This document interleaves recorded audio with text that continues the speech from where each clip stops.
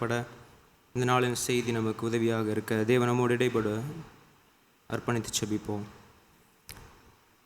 எங்கள் பரலோக தகப்பனே, இந்த அருமையான காலை வேளையில் உம்முடைய சத்தியத்தை கேட்க வந்திருக்கிறோம். எங்கள் ஒரு விசையாக எங்கள் ஆவி ஆத்மா சரீரங்களை நீர் சுத்திகரித்து எங்கள் இருதயத்தை ஆண்டவரே ஒரு விசையாக நீர் நம்முடைய வார்த்தைக்கு நேராக கீழ்ப்படிதலுள்ள இருதயமாய் திருப்பும்படியாக நாங்கள் கேட்கிறோம். நாங்கள் கற்றுக்கொள்ள வேண்டிய சத்தியங்களை எங்களுக்கு இன்றைய கற்றுத்தாரும். எங்களுக்கு என்ன தேவையோ அதை எங்களுக்கு நீர் நிறைவாய் தாரும். எங்களை இயேசு கிறிஸ்துவின் சாயல் போல் மாற்றும்படி வேண்டிக் கொள்கிறோம் பிதாவே, ஆமென். இந்த நாளிலும் நாம் வேதத்தை புதிய ஏற்பாட்டின் புஸ்தகத்துக்கு நேராக திருப்புவோம். யோவான் எழுதின சுவிசேஷம் 1ஆம் அதிகாரத்துக்கு நேராக திருப்புவோம். பக்கம் 124 புதிய ஏற்பாட்டு.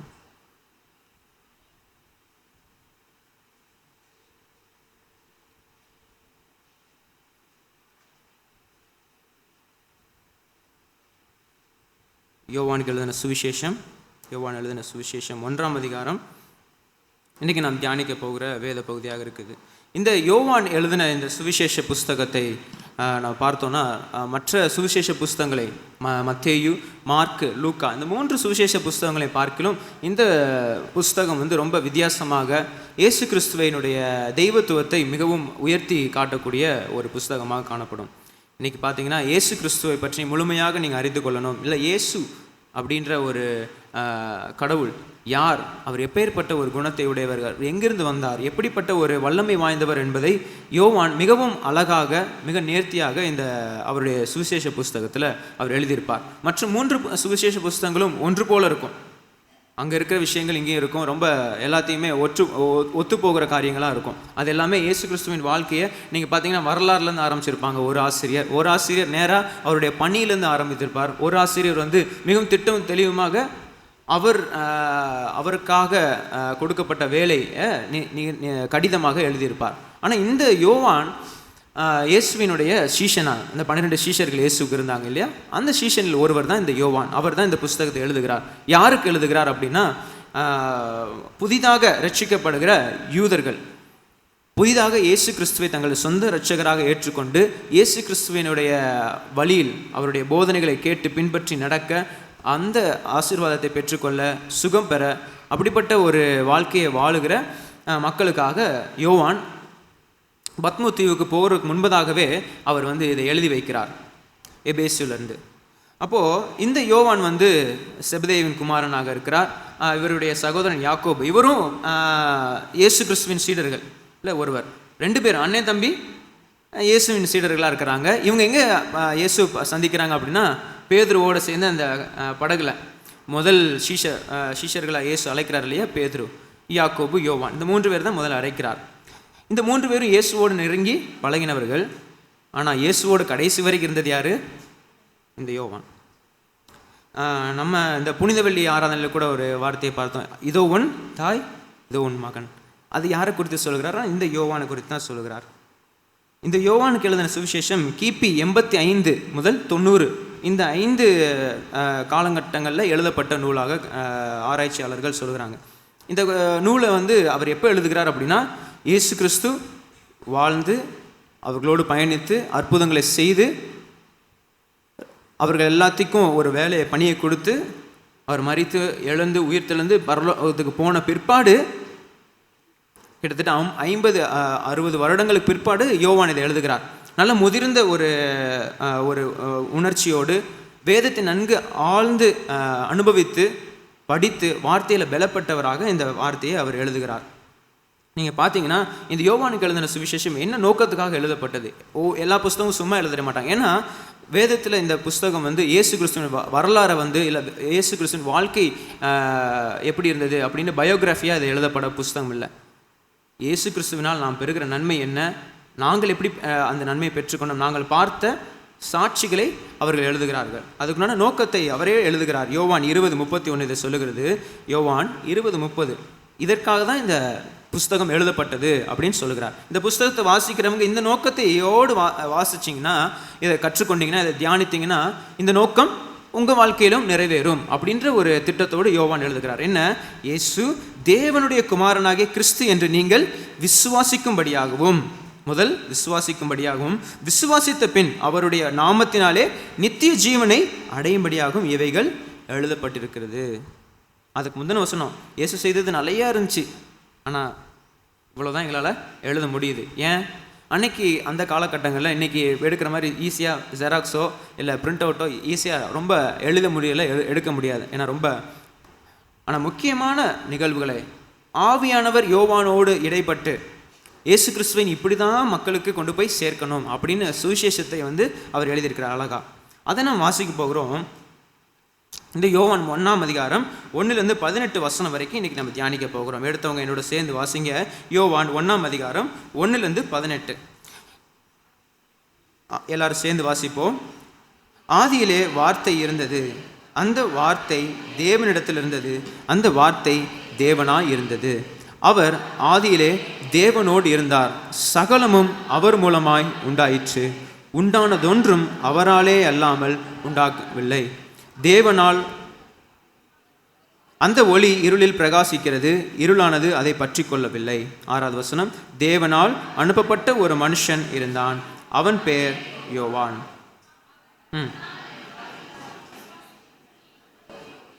சாட்சி கொடுக்க சாட்சியாக வந்தான். அவன் அந்த ஒளி அல்ல, அந்த ஒளியை குறித்து சாட்சி கொடுக்க வந்தவனாய் இருந்தான். உலகத்திலே வந்து எந்த மனுஷனையும் பிரகாசிப்பிக்கிற ஒளியே அந்த மெய்யான ஒளி. அவர் உலகத்தில் இருந்தார், உலகம் அவர் மூலமாய் உண்டாயிற்று, உலகமோ அவரை அறியவில்லை. அவர் தமக்கு சொந்தமானதிலே வந்தார், அவருக்கு சொந்தமானவர்களோ அவரை ஏற்றுக்கொள்ளவில்லை. அவருடைய நாமத்தின் மேல் விசுவாசம் உள்ளவர்களாய் அவரை ஏற்றுக்கொண்டவர்கள் எத்தனை பேர்களோ அத்தனை பேர்களும் தேவனுடைய பிள்ளைகளாகும்படி அவர்களுக்கு அதிகாரம் கொடுத்தார். அவர்கள் இரத்தத்தினாலாவது மாம்ச சித்தத்தினாலாவது புருஷனுடைய சித்தத்தினாலாவது பிறவாமல் தேவனாலே பிறந்தவர்கள். அந்த வார்த்தை மாம்சமாகி கிருபையினாலும் சத்தியத்தினாலும் நிறைந்தவராய் நமக்குள்ளே வாசம் பண்ணுகிறார். அவருடைய மகிமையை கண்டோம். அது பிதாவுக்கு ஒரே பேரானவருடைய மகிமைக்கு ஏற்ற மகிமையாகவே இருந்தது. யோவான் அவரை குறித்து சாட்சி கொடுத்து, எனக்கு பின் வருகிற அவர் எனக்கு முன்னிருந்தவர், ஆகையால் அவர் என்னிலும் மேன்மையுள்ளவர் என்று நான் சொல்லியிருந்தேனே. அவர் இவர்தான் என்று சத்தமிட்டு கூறினான். அவருடைய பரிபூரணத்தினால் நாம் எல்லாரும் கிருபையின் மேல் கிருபை பெற்றோம். எப்படி எனில், நியாயப்பிரமாணம் மோசேயின் மூலமாய் கொடுக்கப்பட்டது, கிருபையும் சத்தியமும் இயேசு கிறிஸ்துவின் மூலமாய் உண்டாயின. தேவனை ஒருவனும் ஒரு காலம் கண்டதில்லை, பிதாவின் மடியில் இருக்கிற ஒரே பேரான குமாரனே அவரை வெளிப்படுத்தினார். ஆமென். இந்த வசனங்கள் பார்த்தீங்கன்னா 1வது வசனத்திலையும் 18வது வசனத்தையும் பாருங்கள், தேவனை அப்படின்னு போட்டிருக்கோம். அங்கே தேவனுடைய தத்ரூபமான ஒரு வெளிப்பாடு இயேசு கிறிஸ்துவன்னு போட்டிருக்கோம். அதுக்கு நடுவில் எதுவுமே இருக்காது. இந்த ஒரு சத்தியத்திற்குள்ளாக யோவான் ஏதோ ஒன்று சொல்ல வருகிறார். நம்ம வாசித்த பகுதி யோவான் எழுதின சுவிசேஷத்தினுடைய முன்னுரை. இதில் அவர் பயன்படுத்தியிருக்கிற வார்த்தை என்ன தெரியுமா? அந்த வார்த்தை. அந்த வார்த்தை தேவனிடத்தில் இருந்தது, அந்த வார்த்தை தேவனாய் இருந்தது. அப்படி தேவனாய் இருந்தவர் இயேசு கிறிஸ்து. அந்த வார்த்தை அப்படின்னு அவர் ரொம்ப அழுத்தி சொல்வதற்கு என்ன காரணம்? நான் ஏற்கனவே சொன்ன, யோவான் மிகவும் ஆழமான சத்தியத்தை படித்தவராக இருந்தார். நியாயப்பிரமாணங்களையும் சரி, வேத புஸ்தகத்தையும் சரி, அவர்களுக்கு கொடுக்கப்பட்ட அந்த பழைய ஏற்பாட்டின் புஸ்தகங்கள், சங்கீதங்கள், நீதிமொழி எல்லாத்திலிருந்து அவர் படித்ததை அவர் எழுதியிருக்கிறார். சங்கீதம் 33:6 இதை தான் சொல்லுகிறது, அந்த வார்த்தையை குறித்து சொல்லுகிறது. அதை நல்லா புரிந்து வைத்தவராக தான் அவர் இப்படிப்பட்ட ஒரு முன்னுரையை இயேசுக்கு கொடுக்கிறார். சங்கீதம் 33:6, கர்த்தருடைய வார்த்தையினால் வானங்களும் அவருடைய வாயின் சுவாசத்தினால் அவைகளின் சர்வ சேனையும் உண்டாக்கப்பட்டது. அப்போது கர்த்தருடைய வார்த்தையினால் சர்வ சேனைகளும் உண்டாக்கப்பட்டது. கர்த்தருடைய சுவாசத்தினால், கர்த்தருடைய வார்த்தையினால். அந்த வார்த்தையை குறித்து அவர்கள் பார்க்குறாங்க, கேட்குறாங்க. ஏன்னா அவரோடு வாழ்ந்து கொண்டிருக்கிறாங்க, இயேசுவோடு. அந்த வார்த்தை மாம்சமானது, அந்த இயேசு கிறிஸ்து அந்த வார்த்தையாக இருக்கிறார் அப்படிங்கிறத யோவான் பின்னாடி இயேசு எல்லாம் போனதுக்கப்புறம் இதை எழுதும்போது அவர் யோசிக்கிறார். அந்த வார்த்தை நம்மோடு இருந்தார், நமக்கு குருவாக, நம்மளுடைய தெய்வமாக இருந்து நமக்காக மரித்தார். அந்த வார்த்தை மாம்சமாகி நமக்காக அனைத்தையும் செய்தது. இன்னைக்கு என்னையும் ஒரு சுவிசேஷகனாக இந்த புஸ்தகத்தை எழுத வைக்கிறதுன்னு யோவான் அன்னைக்கு உணர்ந்ததுனால அந்த காரியங்கள்லாம் அவர் மனசில் கொண்டு வர்றார். நீதிமொழிகள் 8:30 அதை தான் சொல்லுகிறது. நீதிமொழிகள் 8ஆம் அதிகாரம் 30வது வசனத்தை நீங்கள் எடுத்தீங்கன்னா அதுலேயும் அதை தான் சொல்கிறார். நான் அவர் அங்கே செல்ல பிள்ளையாக இருந்தேன். யார்? இயேசு கிறிஸ்து தேவனோடு அவரோடு ஒரு செல்ல பிள்ளையாக இருந்தேன். நித்தம் அவருடைய மனமகிழ்ச்சியாக இருந்து எப்பொழுதும் அவர் சமூகத்தில் களி கூர்ந்தேன் என்று இந்த வார்த்தை சொல்லுகிறது. இது ஒரு குமாரன் பிதா, இல்லை ஒரு பிள்ளை, இல்லை ஒரு பெற்றோர், இப்படிப்பட்ட ஒரு உறவை உடையவராக இயேசு கிறிஸ்துவையும் பிதாவையும் இது காண்பிக்கிறது. நீங்கள் நிறைய இடத்துல நம்ம பார்க்குறோம், ஆவியானவர், கர்த்தருடைய ஆவியானவர் அவருக்கு வெளிப்பட்டார் அப்படின்னு நம்ம கூட சமீபமான ஒரு செய்தியில் நம்ம கேட்டோம். யாருக்கு? ஆபிரகாமுக்கு கர்த்தருடைய ஆவியானவர் அந்த மோரியா மலையில் இடைப்பட்டார். அந்த கர்த்தருடைய ஆவியானவர் அப்படின்னு சொல்லி ஒரு கனமிகுந்த ஒரு வார்த்தை யாரை குறிக்கிறது? இயேசு கிறிஸ்துவை குறிக்கிறது. ஆபிரகாமுக்கு, அன்றைக்கு தாவீதுக்கு, சாலமோனுக்கு, மோசேக்கு, சாம்வேலுக்கு, இப்படி பலருக்கும் பழைய ஏற்பாட்டில் இயேசு கிறிஸ்து ஒரு வார்த்தையாக வெளிப்பட்டார். கர்த்தருடைய தூதனானவர் இயேசு கிறிஸ்து. இப்போ யோவான் எழுதுகிறார். இங்கே நம்ம எடுத்துக்கொள்ளலாம். யோவான் 1ஆம் அதிகாரம் நம்ம ஆச்சு அந்த பகுதியில் இங்கே அந்த வார்த்தை எப்படிமானது? மாம்சமானது. நம்முடைய இந்த எபிரேய கலாச்சாரத்தில் இந்த வார்த்தை அப்படின்னா அவங்க எதை எடுத்துக்குவாங்க அப்படின்னா, வார்த்தையினால் கடவுள் அவங்க கூட பேசிக்கிட்டே இருக்கிறார். அங்கே எங்கேயுமே ஒரு உருவமே இல்லை கடவுளுக்கு, வார்த்தையாக பேசிக்கிட்டே இருக்கிறார். முதல்ல ஆபிரகாமுக்கு அழைத்தார், நோவாவிட்ட பேசினார், ஆதாம் ஏவாளோடு அந்த வார்த்தையினால் பேசினார். நீங்கள் பார்த்தீங்கன்னா ஒவ்வொரு ஆதியாகமத்திலிருந்து நீங்கள் மல்கியா வரைக்கும் நீங்கள் எடுத்துட்டிங்கன்னா ஒவ்வொரு இதுலையுமே தேவன் மனிதர்களோடு வார்த்தையாக பேசினார். நான் இப்போ எப்படி பேசிகிட்டு இருக்கிறோம், என்னை பார்க்கல, ஆனால் சத்தத்தை மட்டும் கேட்குறோம். அப்படி ஒரு சத்தத்தோடு வானத்திலிருந்து தேவன் மக்களோடு இடைப்பட்டார். அதை அவங்க எப்படி எடுத்துக்கிட்டாங்க? அந்த வார்த்தை இங்கே அவர் யூஸ் பண்ணுவதற்கு பயன்படுத்துவதற்கு காரணம் என்னென்னா, அந்த வார்த்தை தேவனாக இருந்தது அப்படின்ற அவர் யூஸ் பண்ணுற வார்த்தை என்னென்னா, ஆங்கில வேதாகமத்தில் தி வேர்ட், அந்த டபிள்யூ வந்து கேபிட்டல் லெட்டரில் இருக்கும். ஸ்மால் லெட்டர்னால் அது நார்மலான வார்த்தை, டபிள்யூனா கேபிட்டல்னா அது கடவுளுக்கு நிகரான ஒரு அர்த்தம் கொள்கிறது. த வேர்ட், த வார்த்தை, அந்த வார்த்தை ஆனால் எதை குறிக்கிறது அப்படின்னா, அது இயேசு கிறிஸ்துவை இல்லைனா இன்னொரு ஒரு பரிமாணமான கடவுளினுடைய அங்கீகாரத்தை உடைய வார்த்தையாக இருக்கிறது. அந்த வார்த்தை இது வல்லமை வாய்ந்த வார்த்தையாக எபிரேயர்கள் பார்க்குறாங்க. நீங்கள் உங்களுக்கு எல்லாத்துக்கும் அந்த தமிழ் செய்யுள்களில் இலக்கணங்களில் பார்த்தீங்கன்னா அசரீரி அப்படின்னு ஒரு வார்த்தையை நீங்கள் கேள்விப்பட்டிருப்பீங்க. சத்தம், ஒலி, அது இந்த பிரபஞ்சத்தில் இருந்துச்சு, அதுதான் இந்த பிரபஞ்சத்தை உருவாக்குச்சு, அசரீரி அப்படின்னு சொல்லுவாங்க. அது ஒரு ஒலி, கேட்கிற ஒலி அப்படின்னு சொல்லுவாங்க. அது கடவுளுடைய சத்தம் அப்படின்னு நம்முடைய புராணங்களில் எல்லாத்தையும் நான் பார்த்துருக்குறோம். அப்போது மக்களிடையே தெய்வம் ஒலியாக, என்ன ஒலி? சவுண்ட். அந்த ஒரு சத்தமாக தான் இருந்த வார்த்தை இப்போ எப்படி இருக்குது? மாம்சமாகி இந்த வார்த்தை காணப்படுகிறது. அந்த வார்த்தையை குறித்து தான் முதல் 4 வசனங்கள் 5 வசனங்களில் அவர் எழுதுகிறார். இது எதை காட்டுகிறது? வாசிக்கலாம். முதல் 4 வசனம், ஆதியிலே. இது எதை குறிக்கிறது? ஆதியாகமம் முதல் அதிகாரம் முதல் வசனம், ஆதியிலே தேவன் வானத்தையும் பூமியை சிருஷ்டித்தார். இங்கே யோவான் எழுதுகிறார், அந்த 4 வசனத்தில் மொத்த ஆதியாகமத்தின் 3 அதிகாரத்தையும் சுருக்கி எழுதுகிறார். நல்லா கவனிக்கணும்.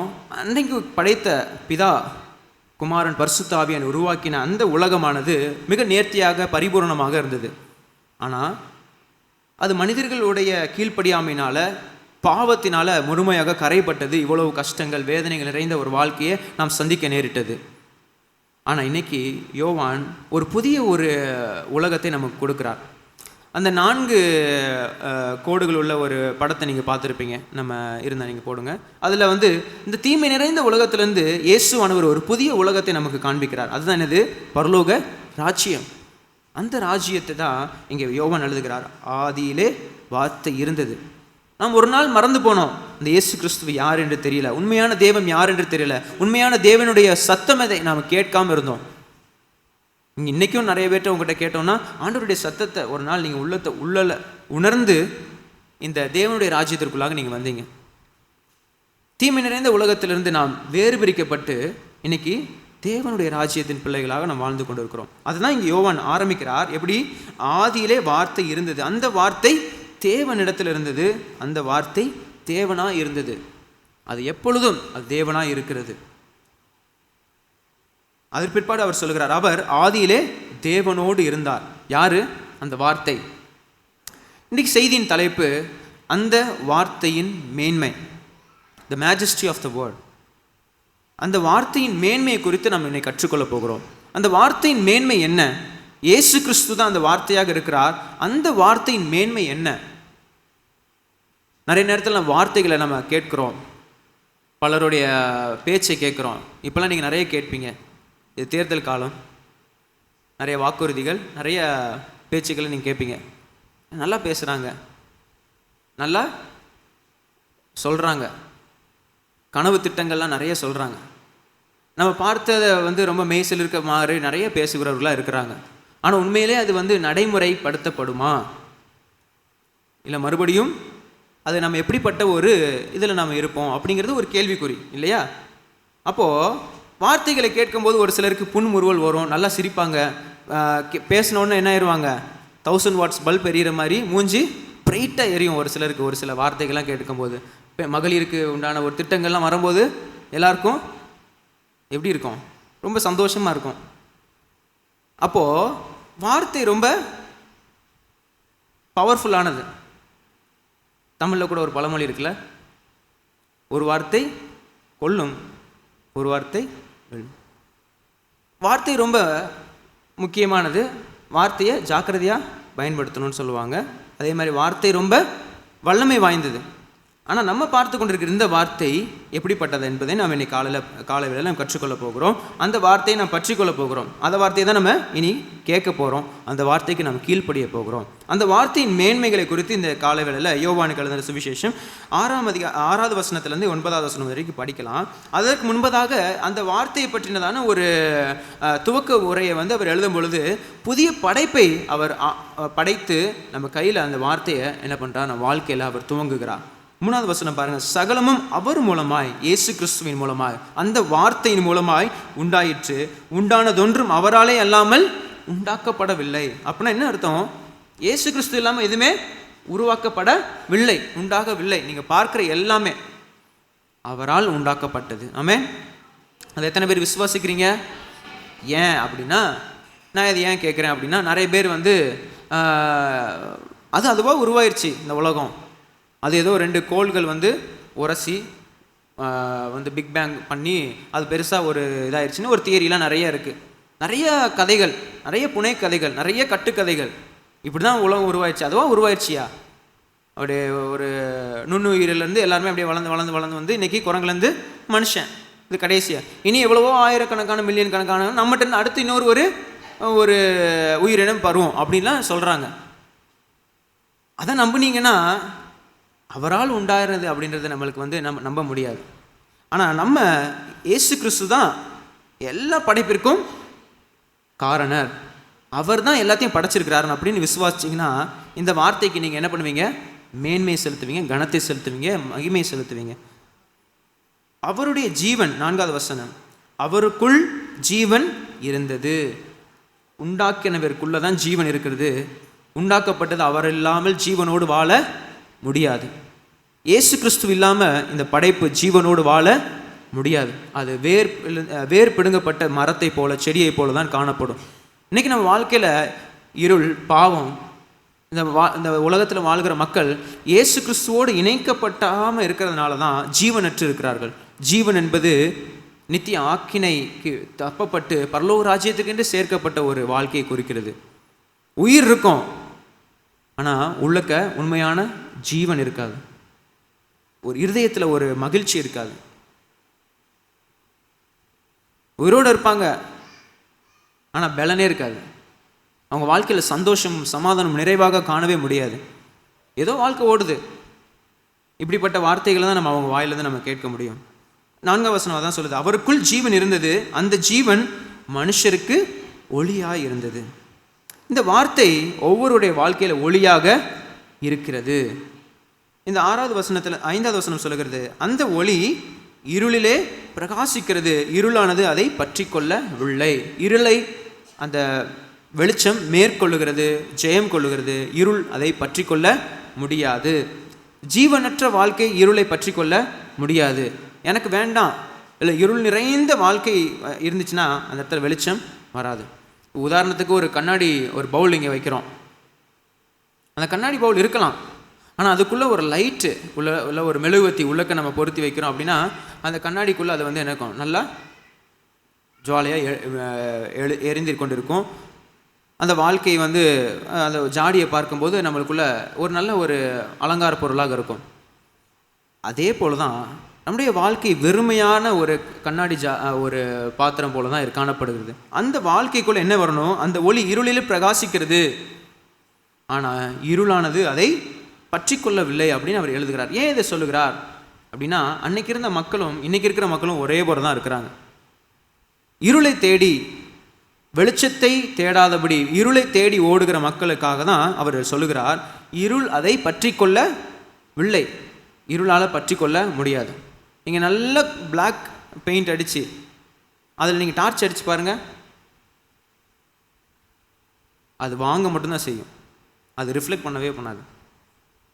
அதே ஒயிட் கலரில் பெயிண்ட் அடித்து நீங்கள் ஒரு டார்ச்சோ இல்லைனா ஒரு வெளிச்சத்தை ஆன் பண்ணுங்கள், அந்த ரூமே என்ன இருக்கும், பிரகாசமாக இருக்கும்.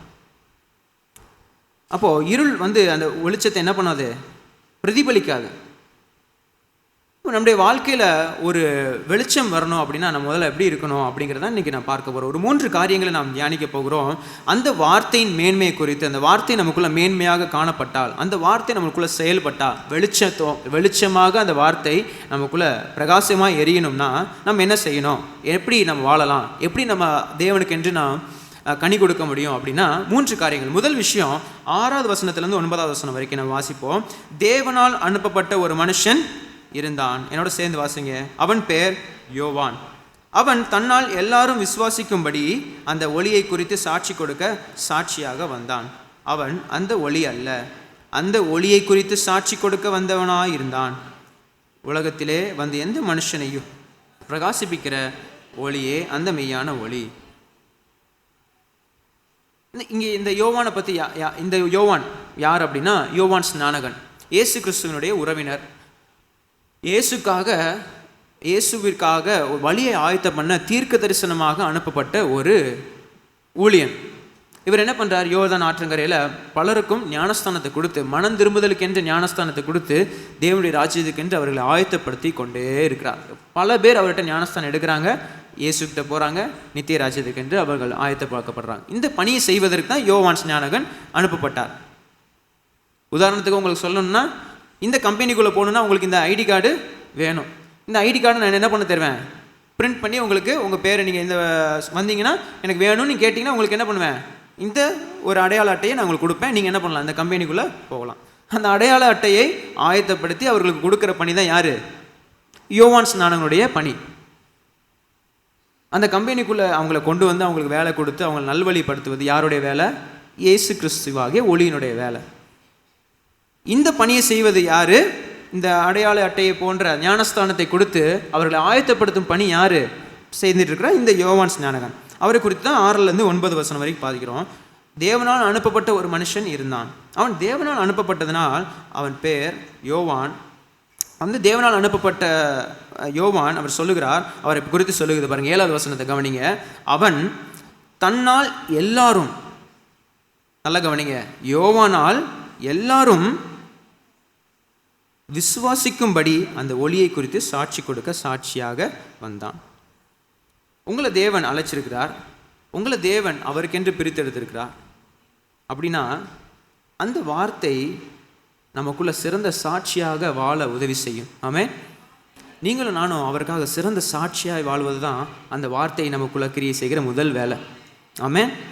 தேவனால் அனுப்பப்பட்ட இந்த யோவான் எப்படிப்பட்டவராக வாழ்றார், தன்னால் விசுவாசிக்கும்படி சாட்சியாக. இந்த 2 வார்த்தை இங்கே ரொம்ப ரொம்ப முக்கியம். நம்ம பார்க்கிறது என்ன, அவன் தன்னால் எல்லாரும், ஒருத்தர் 2 பேர் இல்லை, அவங்க வீட்டார் மட்டும் இல்லை, பக்கத்து வீடு மட்டும் இல்லை, போகிற இடங்கள் எல்லாம் வாழ்ந்த இடங்கள் எல்லாம் எல்லா இடத்துலையும் எங்கே இருக்கிறான்? எப்படி இருக்கிறான்? சாட்சியாய் வாழுகிறான். எல்லாரும் விசுவாசிக்கும்படி அந்த ஒளியை குறித்து சாட்சி கொடுக்க சாட்சியாக வந்தான். தேவன் எல்லா இடத்துலையும் இருக்கிறார் அப்படின்னு நீங்கள் நம்புனீங்கன்னா எல்லா இடத்துலையும் நீங்கள் அவருக்கு பிரியமாக சாட்சியாக நல்ல குணநலங்களோடு வாழ உதவி செய்வார். இந்த யோவான் ஸ்நானகன் தன்னை குறித்து பிரசங்கம் பண்ண வரல. எனக்கு என்ன வேலை?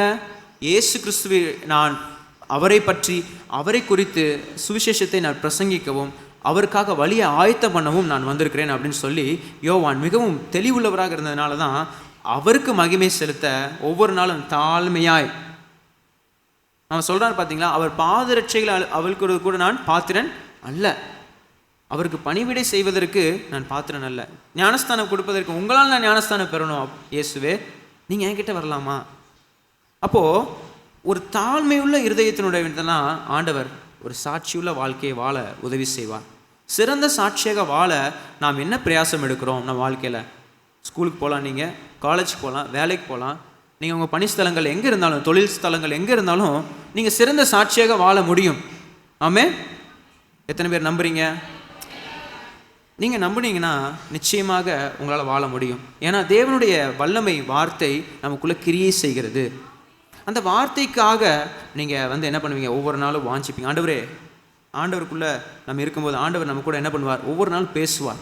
அந்த வார்த்தை நம்மளை விசுவாசிக்கும்படி, மற்றவர்களை விசுவாசத்துக்கு நேராக இழுக்கும்படி, நம்மளை பார்க்கிறவங்க இயேசு கிறிஸ்துவை விசுவாசிக்கணும். இங்கே பாருங்கள், இந்த வார்த்தை அதை தான் சொல்லுகிறார். அவன் தன்னால் எல்லாரும் விசுவாசிக்கும்படி. இது ரொம்ப நாள் தியானிக்கலாம். அவன் தன்னால் எல்லாரும் விசுவாசிக்கும்படி. இங்கே உங்கள் பேர் போட்டுக்கோங்க. உங்களால் எல்லாரும் விசுவாசிக்கும்படி அந்த இயேசு கிறிஸ்துவை, ஒளியாகிய இயேசு கிறிஸ்துவை குறித்து சாட்சியாக நீங்கள் வாழ்றீங்களா? உங்களுக்கு புரியும்னு நினைக்கிறேன். உங்கள் பேர் போட்டுக்கோங்க, என் கூட சேர்ந்து சொல்லுங்கள். நான் எல்லாரும் இயேசு கிறிஸ்துவை விசுவாசிக்கும்படி சாட்சியாய் வாழுகிறேனா? உங்களை பார்த்து நீங்கள் கேளுங்க. நம்ம சாட்சியாக வாழ்கிறோமா? நம்மளை பார்த்தா ஆண்டவருடைய நாமம் மகிமைப்படுதா? சிறந்த சாட்சியாய் வாழ்வது தான் அந்த வார்த்தையின் நமக்குள்ள மகிமையாக மேன்மையாக கிரியை செய்துன்னு அர்த்தம். அது சின்ன ஒரு உண்மையான ஒரு வேலையை நம்ம செய்து கொடுக்குறோம். யாருமே பார்க்கல, நேர்மையாக நம்ம இருப்போம், பரவாயில்ல. இல்லை நமக்கு மேலே பழி சுமத்தினாலும், இல்லை நேரம் காலம் பார்க்காம நம்ம வேலை செஞ்சாலும் பரவாயில்ல, அந்த வேலையை நான் எனக்குன்னு கொடுத்த கடமையை முடிச்சுட்டு போவேன் அப்படின்னு நேர்மையான வேலை செய்தா இருக்கட்டும், எதுவாக இருக்கட்டும், நம்ம ஆண்டவருக்காக சாட்சியாக நம்ம இருக்கிறோமா? அப்படி நம்ம இருந்தோம்னா யோவான் ஸ்நானகன் அவன் தன்னால் எல்லாரும் விசுவாசிக்கும்படி அந்த ஒளியை குறித்து சாட்சி கொடுக்க சாட்சியாக வந்தான். இன்னைக்கு நீங்கள் நானும் அதற்காக தான் வந்திருக்கிறோம், அதற்காக தான் அழைக்கப்பட்டிருக்கிறோம். அப்படி தான் நம்ம வாழ வேண்டும். அவனுடைய நோக்கத்தை சிறந்ததாக வாழ்ந்து சென்றதுனால தான் அவன் சிறந்த சாட்சியாக வாழ முடிந்தது. நீங்கள் நானும் சிறந்த சாட்சிகளாக இந்த உலகத்தில் வாழணும். அதற்கு தான் நீங்களும் உங்களை என்னை ஆண்டவர் அழைச்சிருக்கிறார். சும்மா ஏதோ நம்ம வாழ்ந்துட்டு போகிற மாதிரி இல்லை. இயேசு கிறிஸ்துவை பார்த்தோம், அவருடைய வல்லமையை நம்ம அனுபவித்தோம், நம்ம சுகம் பெற்றோம், நம்ம நல்லா இருக்கிறோம், சர்ச்சுக்கு போகிறோம், ஞானஸ்தானம் எடுத்தோம், ஆராதனைக்கு அட்டன் பண்ணுறோம், இது மட்டும் வாழ்க்கையில் முடிஞ்சிடல. சிறந்த சாட்சியாக வாழ்வது நம்ம மேல் விழுந்த கடமை. இதுதான் தேவனுடைய வார்த்தை நமக்குள்ளே கிரியை செய்வதற்குண்டான மேன்மை. அந்த வார்த்தையின் மேன்மை முதல் காரியம் நமக்குள்ள வாழ்க்கையில் என்ன செய்யும்? நம்மளை சிறந்த சாட்சிகளாக வாழ உதவி செய்யும். அதுதான் நம்ம மேலே விழுந்த கடமை.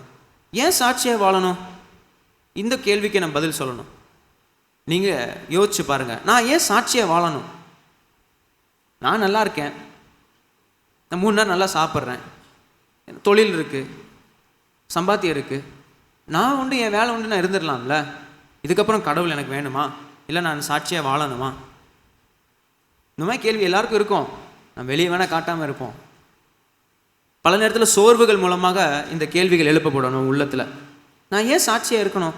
நானும் அவங்கள மாதிரி ஒரு பொய் சொல்லிட்டு போயிடலாமே, நானும் அந்த மாதிரி ஒரு நார்மலான ஒரு வாழ்க்கையை வாழ்ந்துட்டு போயிடலாமே, நானும் அந்த இடத்துல அந்த பொருளுக்காக ஆசைப்பட்டு நானும் போகலாமே, நானும் இந்த உறவுக்காக ஆசைப்பட்டு நானும் போகலாமே, நானும் இப்படி பேசலாமே, நானும் இந்த பழக்கங்களில் ஈடுபடலாமே. இப்படி நமக்குள்ள பல கேள்விகள் இருக்கும். ஏன் அப்படின்னா நம்ம இனியும் அந்த உலகத்தோடு ஒன்றின வாழ்க்கை வாழ்ந்து கொண்டு இருக்கிறனால தான் அந்த பிசாசின் கிரியைகள் நமக்குள்ள ஒரு சிலர் அந்த சோதனைகளை கொண்டு வருவான்.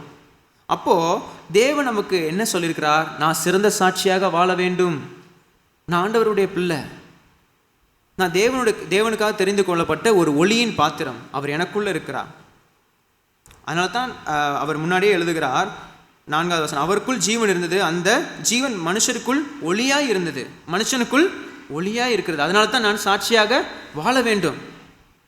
அடுத்த வசனத்தில் அதனால் சொல்றாரு பாருங்க, 5வது வசனம், அந்த ஒளி இருளில் பிரகாசிக்கிறது. இருள் இருள்னா என்ன தெரியுமா?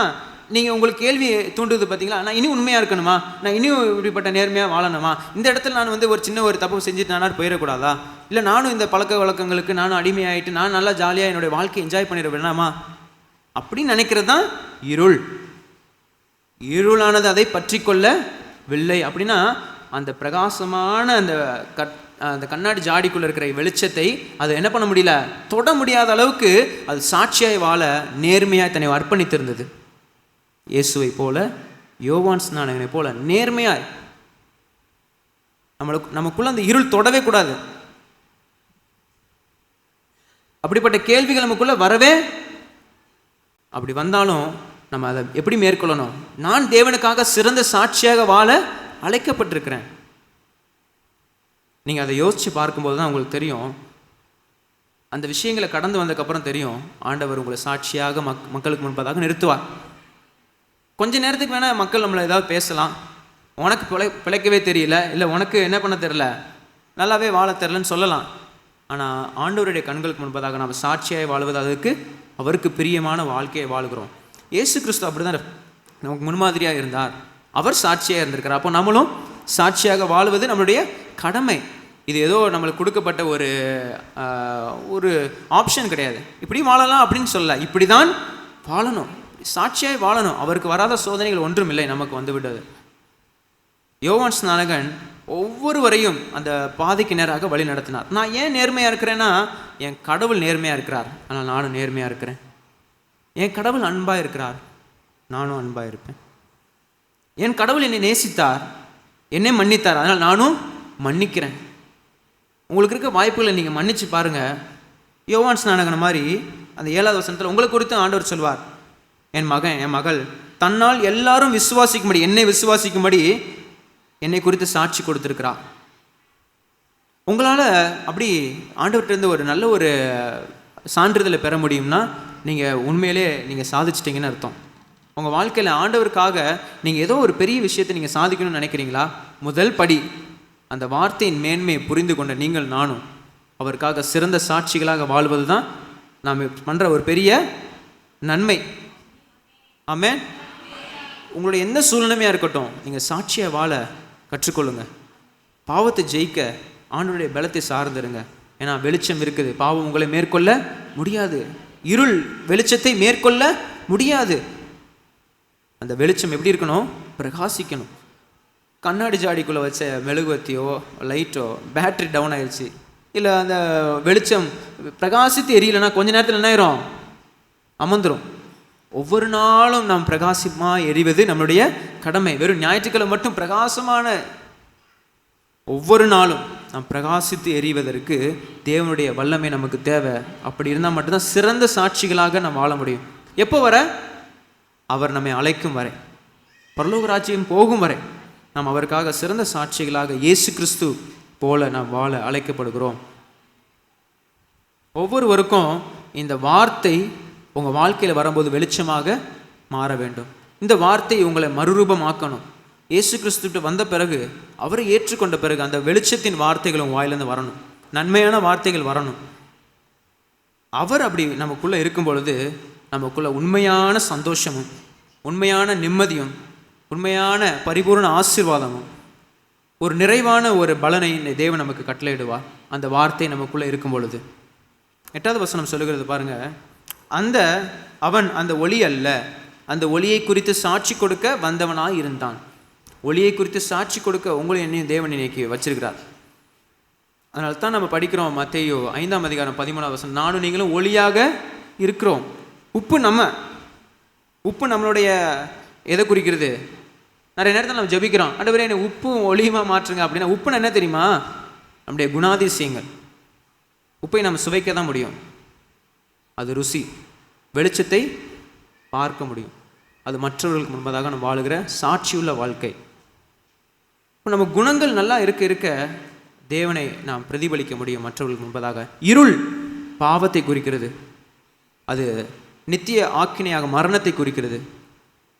ஆனால் வெளிச்சம் எதை குறிக்கிறது? பரிசுத்தத்தை குறிக்கிறது. தேவனுக்கு பிரியமான வாழ்க்கையை இது காட்டுகிறது. பரலோக ராஜ்யத்திற்கு நம்மை கொண்டு போய் சேர்க்கிறதா இருக்கிறது, நித்திய வாழ்க்கையை கொண்டு போய் சேர்க்கிறதா இருக்குது. அதுதான் வெளிச்சம். வெளிச்சத்தை நீங்கள் வாங்கிட முடியாது.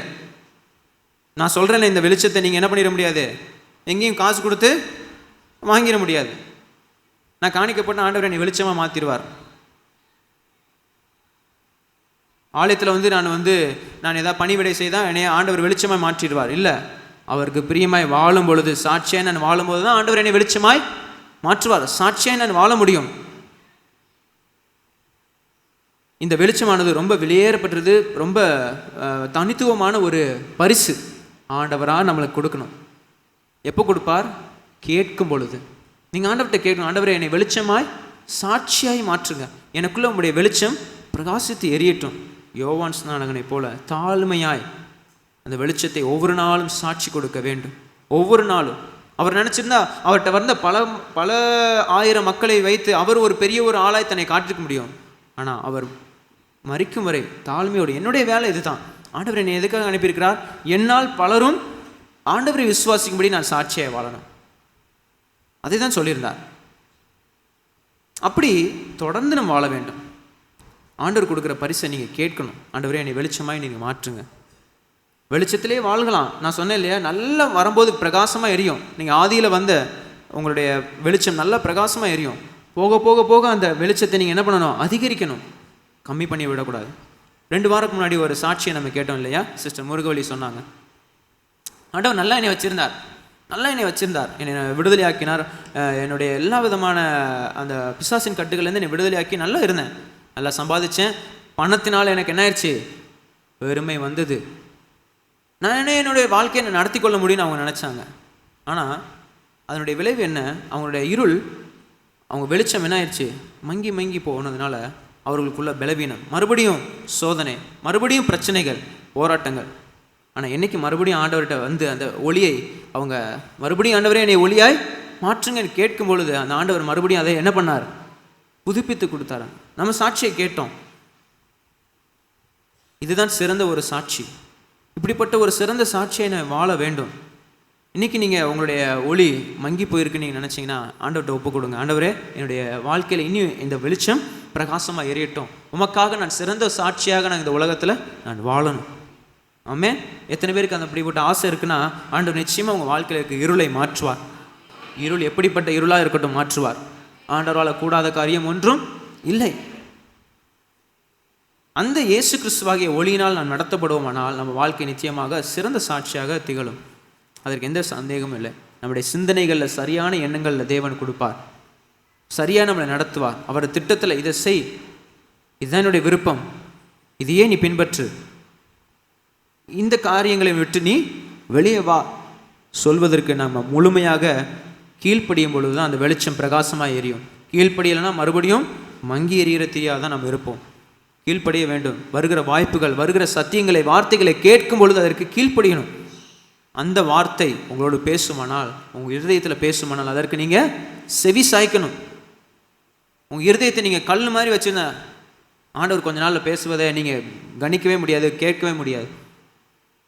இஸ்ரவேல் மக்கள் அப்படி தான், அவங்க ரொம்ப முரட்டாட்டம் பிடித்தவர்களாக ஆண்டவருடைய வார்த்தையை கேட்கவே இல்லை. ஆண்டவர் உங்களோட பேச மாட்டேன்னு சொல்லிட்டார். இன்னைக்கு நீங்கள் நான் ஆண்டவருடைய சத்தத்தை, அந்த வார்த்தையின் மேன்மையை நீங்கள் நானும் கேட்டு கீழ்ப்படியும் பொழுது ஆண்டவருடைய வெளிச்சத்தை உடையவர்களாக நம்ம சிறந்த சாட்சியலாக வாழ முடியும். என்னோட சேர்ந்து இந்த ஜெபத்தை சொல்லுங்க. ஆண்டவரே, எல்லாரும் சேர்ந்து, ஆண்டவரே, உமக்காக உம்மை நான் பிரதிபலிக்க, சாட்சிகளாய் நான் வாழ எங்களுக்கு உதவி செய்யுங்க. உம்முடைய வெளிச்சம் என்னில் பிரகாசிக்கட்டும். உம்முடைய வெளிச்சம் என்னை மாற்றட்டும். என்னை பார்க்கிறவர்கள் உம்மை விசுவாசிக்கும்படியாக எனக்கு உதவி செய்யுங்க. ஆமென். 9வது வசனத்தை வாசிப்போம். உலகத்திலே வந்து எந்த மனுஷனையும் பிரகாசிக்கிற ஒளியே அந்த மெய்யான ஒளி. மனுஷனை பிரகாசிக்கிற ஒளி அது உண்டானால் அது இயேசு கிறிஸ்து மட்டும்தான். 10வது வசனத்திலிருந்து வாசிப்போம். 2வது காரியத்தை நம்ம கற்றுக்கொள்ள போகிறோம். ஆண்டவர் அவருடைய வார்த்தையின் மேன்மையை குறித்து எப்படி நம்மோடு அவர் உதவி செய்கிறார் அப்படிங்கிறத 10வது வசனத்திலிருந்து 12வது வசனம் வரைக்கும் நம்ம வாசிக்கலாம். அவர் உலகத்தில் இருந்தார், உலகம் அவர் மூலமாய் உண்டாயிற்று, உலகமோ அவரை அறியவில்லை. அவர் தமக்கு சொந்தமானதிலே வந்தார், அவருக்கு சொந்தமானவர்களோ அவரை ஏற்றுக்கொள்ளவில்லை. அவருடைய நாமத்தின் மேல் விசுவாசம் உள்ளவர்களாய் அவரை ஏற்றுக்கொண்டவர்கள் எத்தனை பேர்களோ அத்தனை பேர்களும் அவர்களுக்கு அதிகாரம் கொடுத்தார். அத்தனை பேர்களுக்கும் தேவனுடைய பிள்ளைகளாகும்படி அப்படின்னு போட்டிருக்கு. நீங்கள் 10-11 வாசிச்சிங்கன்னா ஆண்டவர் இப்படி ஒன்று செய்கிறார், ஆனால் மக்கள் ஏற்றுக்கொள்ளவில்லை.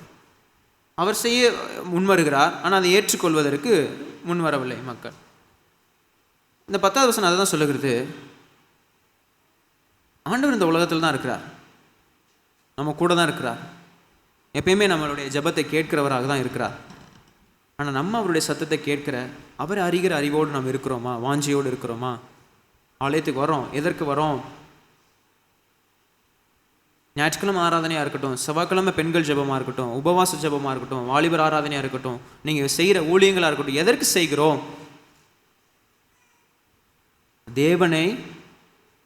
தேவனுக்கு சாட்சியாக நாம் வாழ, மற்றவர்கள் விசுவாசிக்கும்படியாக நம்ம என்ன பண்ணுறோம்? செய்கிறோம். இது மனசில் நம்ம வச்சுக்கணும். முதல் விஷயம் பார்த்தோம் இல்லையா? அந்த வார்த்தை நமக்குள்ளே கிரியை செஞ்சால் நாம் பலரும் நம்மை பார்த்து ஆண்டவரை விசுவாசிக்கும்படியான சாட்சியுள்ள வாழ்க்கை வாழ்வோம். அந்த சாட்சியுடைய வாழ்க்கை வாழ நம்ம ஒவ்வொரு நாளும் ஆண்டவர்கிட்ட நம்ம ஜெபிக்கிறோம். அது இந்த ஞாயிற்றுக்கிழமை ஆராதனையும் சரி, எந்த ஜெபங்களையும் சரி, ஆண்டவரை நாம் அவருக்கு என்ன பிடிக்கும், அவருக்கு என்ன பிரியமாக இருக்கும் அப்படிங்கிறத நாம் தெரிந்து கொள்ள வேண்டும். இந்த 10-11 அதை தான் சொல்கிறது. அவர் உலகத்தில் இருந்தார், இன்றைக்கும் இருக்கிறார். உலகம் அவர் மூலமாய் உண்டாயிற்று, அவர் தான் உண்டாக்கினார். உலகமோ அவரை அறியவில்லை. ஏன் உலகம் அவரை அறியவில்லை? எதனால? அந்த இருளின், அந்த பாவம் ஆண்டவரோடு சேர முடியாத அளவுக்கு அவர்கள் என்ன பண்ணிடுது? தூரப்படுத்துகிறது. அடுத்த வசனம் சொல்லுகிறது, அவர் தமக்கு சொந்தமானதிலே வந்தார். இந்த சொந்தமானது அப்படின்னு இங்கே எதை குறிக்குது அப்படின்னா, ஆங்கில வேதாகமத்தில் அவருடைய மக்கள், அவருடைய ஜனமாக யூத மக்களை குறிக்கிறது. அவருக்கு சொந்தமான ஜனம் என்ன? யூதர்கள். ஆனால் இன்னைக்கு நம்ம இதை எப்படி எடுத்துக்கலாம்? அவருக்கு சொந்தமானவர் இதிலே வந்தார்னா, மாம்சம், வார்த்தையான தேவன் மாம்சமானார், மனிதர்களைப் போல, உங்களைப் போல, என்ன போல மனிதர்களுக்காக வந்தார். அவர் மரம் செடி கொடிகளுக்கோ இல்லை வேற எந்த காட்டு மிருகங்களுக்கோ பறவைகளுக்கோ வரல. அவர் எப்படி வந்தார்? உங்களை போல என்னை போல மனுஷனாக வந்தார். மக்கள் கும்பிடுறாங்க, யானையை, மயிலை, எதையோ கும்பிட்றாங்க. ஆனால் அவர் அதுக்காகலாம் வரல, அப்படிப்பட்டவராக வரல. அவருடைய தோற்றம் நீங்கள் நானும் வாழுகிற இப்படிப்பட்ட ஒரு மனித சாயலாகவே அவர் வந்தார். ஏன் இப்படி வரணும்? அப்படி வந்தபோது என்னை என்ன பண்ணுவாங்க? ஏற்றுக்கொள்வார்கள். நான் காமிக்கிற அந்த அன்பையும் அந்த ரட்சிப்பையும் அவர்கள் ஏற்றுக்கொள்வார்கள். நான் அவர்களை புரிந்து கொள்வதற்கு இந்த மனித சாயலோடு அவர்களோடு நான் பிறந்து, அவர்களோடு அவர் வளர்ந்து, அவங்கள மாதிரி பாடுபட்டு, நம்மளை மாதிரியே அவர்கள் எல்லா விதத்திலையுமே அவர் சோதிக்கப்பட்டவராக இருந்தார். வேதம் அதை தான் சொல்லுகிறது. அப்படிப்பட்ட இயேசு கிறிஸ்து மனிதனாக வந்தார். வசனம் சொல்லுங்க, அவருக்கு சொந்தமானவர்களோ அவரை ஏற்றுக்கொள்ளவில்லை. முதல்ல என்ன பண்ணல? அறியவில்லை. ரெண்டாவது, ஏற்றுக்கொள்ளவில்லை. அறிந்து கொள்வது அப்படின்னா அவங்கள பற்றி முழுமையாக தெரிஞ்சிருக்கிறது. இயேசு கிறிஸ்துவை முழுமையாக தெரியாமல் நிறைய பேர் இன்றைக்கும் நம்ம மத்தியில் இருக்கிறாங்க, இந்த உலகத்தில் இருக்கிறாங்க. இந்த உலகம் இன்றைக்கும் அவரை ஏற்றுக்கொள்ளவில்லை. மக்கள் அவரை நிராகரிக்கிறாங்க. முழு மனித குலமும் அவரை நிராகரித்தது. அவரை ஏற்றுக்கொள்ள மனதில்லாமல் இருக்குது. இன்றைக்கி நீங்களும் அப்படி இருக்கிறோமா? இன்றைக்கி நீங்களும் அந்த வார்த்தையின் மேன்மையை உணர்ந்தவர்களாக இருக்கிற நீங்களும் நானும் நம்மளை பார்த்து இந்த கேள்வியை நான் கேட்குறேன். இன்றைக்கி நம்மளும் ஆண்டவர் இயேசு கிறிஸ்துவை ஒரு சில பகுதிகளில் மட்டும் வச்சுக்கிட்டு இன்னொரு பகுதியில் நான் பார்த்துக்கிறேன் அப்படின்னு நம்ம இருக்கிறோமா? அதுவும் நிராகரிக்கிறதுக்கு சமம் தான். அதுவுமே ஆண்டவரை அறியவில்லை அப்படின்றதுக்கு பொருள். அதுவும் அவரை நாம் ஏற்றுக்கொள்ளவில்லை அப்படிங்கிறதுக்கு பொருள். முழுமையாக ஏற்றுக்கொள்ளவில்லை என்பதற்கு அது பொருள். அது நிகரானது. Partial worship, needy worship. எனக்கு தேவைன்ற போது ஆண்டவரை ஆராதிக்கிறோமா, தேடுகிறோமா? இல்லை எனக்கு இந்த நேரம் தான் ஆண்டவரை ஆராதிப்பேன், இந்த நாள் தான் நான் ஆராதிப்பேன் அப்படின்னு நம்ம இருக்கிறோமா? அதுதான் நம்ம செய்கிற ஒரு சில நேரத்தில் அவருடைய பிள்ளைகள் ஆக முடியாத அளவுக்கு நம்மளுடைய சூழ்நிலைமைகள் காணப்படுகிறது. ரெண்டாவது காரியம், இந்த வசனங்கள்ல நம்ம என்ன தியானிக்கிறோம் அப்படின்னா, தேவனுடைய பிள்ளையாய் வாழ அவருடைய வார்த்தை நம்மளுக்கு உதவி செய்கிறது. அதுக்கு தான் 12வது வசனம் சொல்லுது, அவருடைய நாமத்தின் மேல் விசுவாசம் உள்ளவர்களாய் அவரை ஏற்றுக்கொண்டவர்கள் எத்தனை பேர்களோ அத்தனை பேர்களுக்கும் தேவனுடைய பிள்ளைகளாகும்படி அவருக்கு அதிகாரம் கொடுத்தார். ஏற்றுக்கொள்கிறவர்களுக்கு, அவரை அறிந்து கொள்கிறவர்களுக்கு, அவரை ஏற்றுக்கொள்கிறவர்களுக்கும் அவரை அறிந்து கொள்கிறவர்களுக்கும் அவர் பிள்ளைகளாகும்படி அதிகாரம் கொடுக்கிறார். இங்கே நிறைய பெற்றோர் இருக்கிறீங்க. உங்கள் பெற்றோர் ஆகிய நீங்களும் உங்களுக்கு ஒரு பெற்றோர் இருப்பாங்க இல்லையா?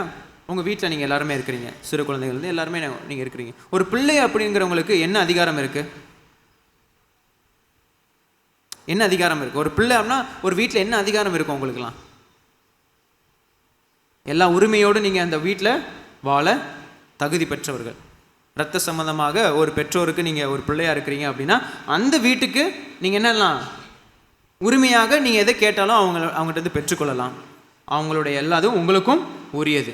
பக்கத்து வீட்டில் போயிட்டு நம்ம கேட்க முடியாது, எனக்கு அதை கொடுக்கல இதை கொடுக்கலன்ட்டு. நம்ம வீட்டில் நம்ம எது வேணாலும் உரிமையாக, நீங்களாம் கேட்டால் உரிமை இழந்தவங்களா இருக்கிறீங்களே ஏசாவை போல. யாருக்கா வித்துட்டீங்களா? விட்டு கொடுத்துட்டீங்க இயேசுவை போல. அப்படி இல்லை, உங்கள் எல்லாருக்கும் ஒரு உரிமை இருக்கு இல்லையா?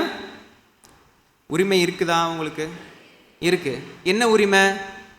உங்கள் பெற்றோருக்கு உண்டானது உங்களுக்கு எல்லாமே சொந்தம். அந்த வீட்டில் நீங்கள் எப்படி வேணா எப்போ வேணால் சாப்பிட்லாம்.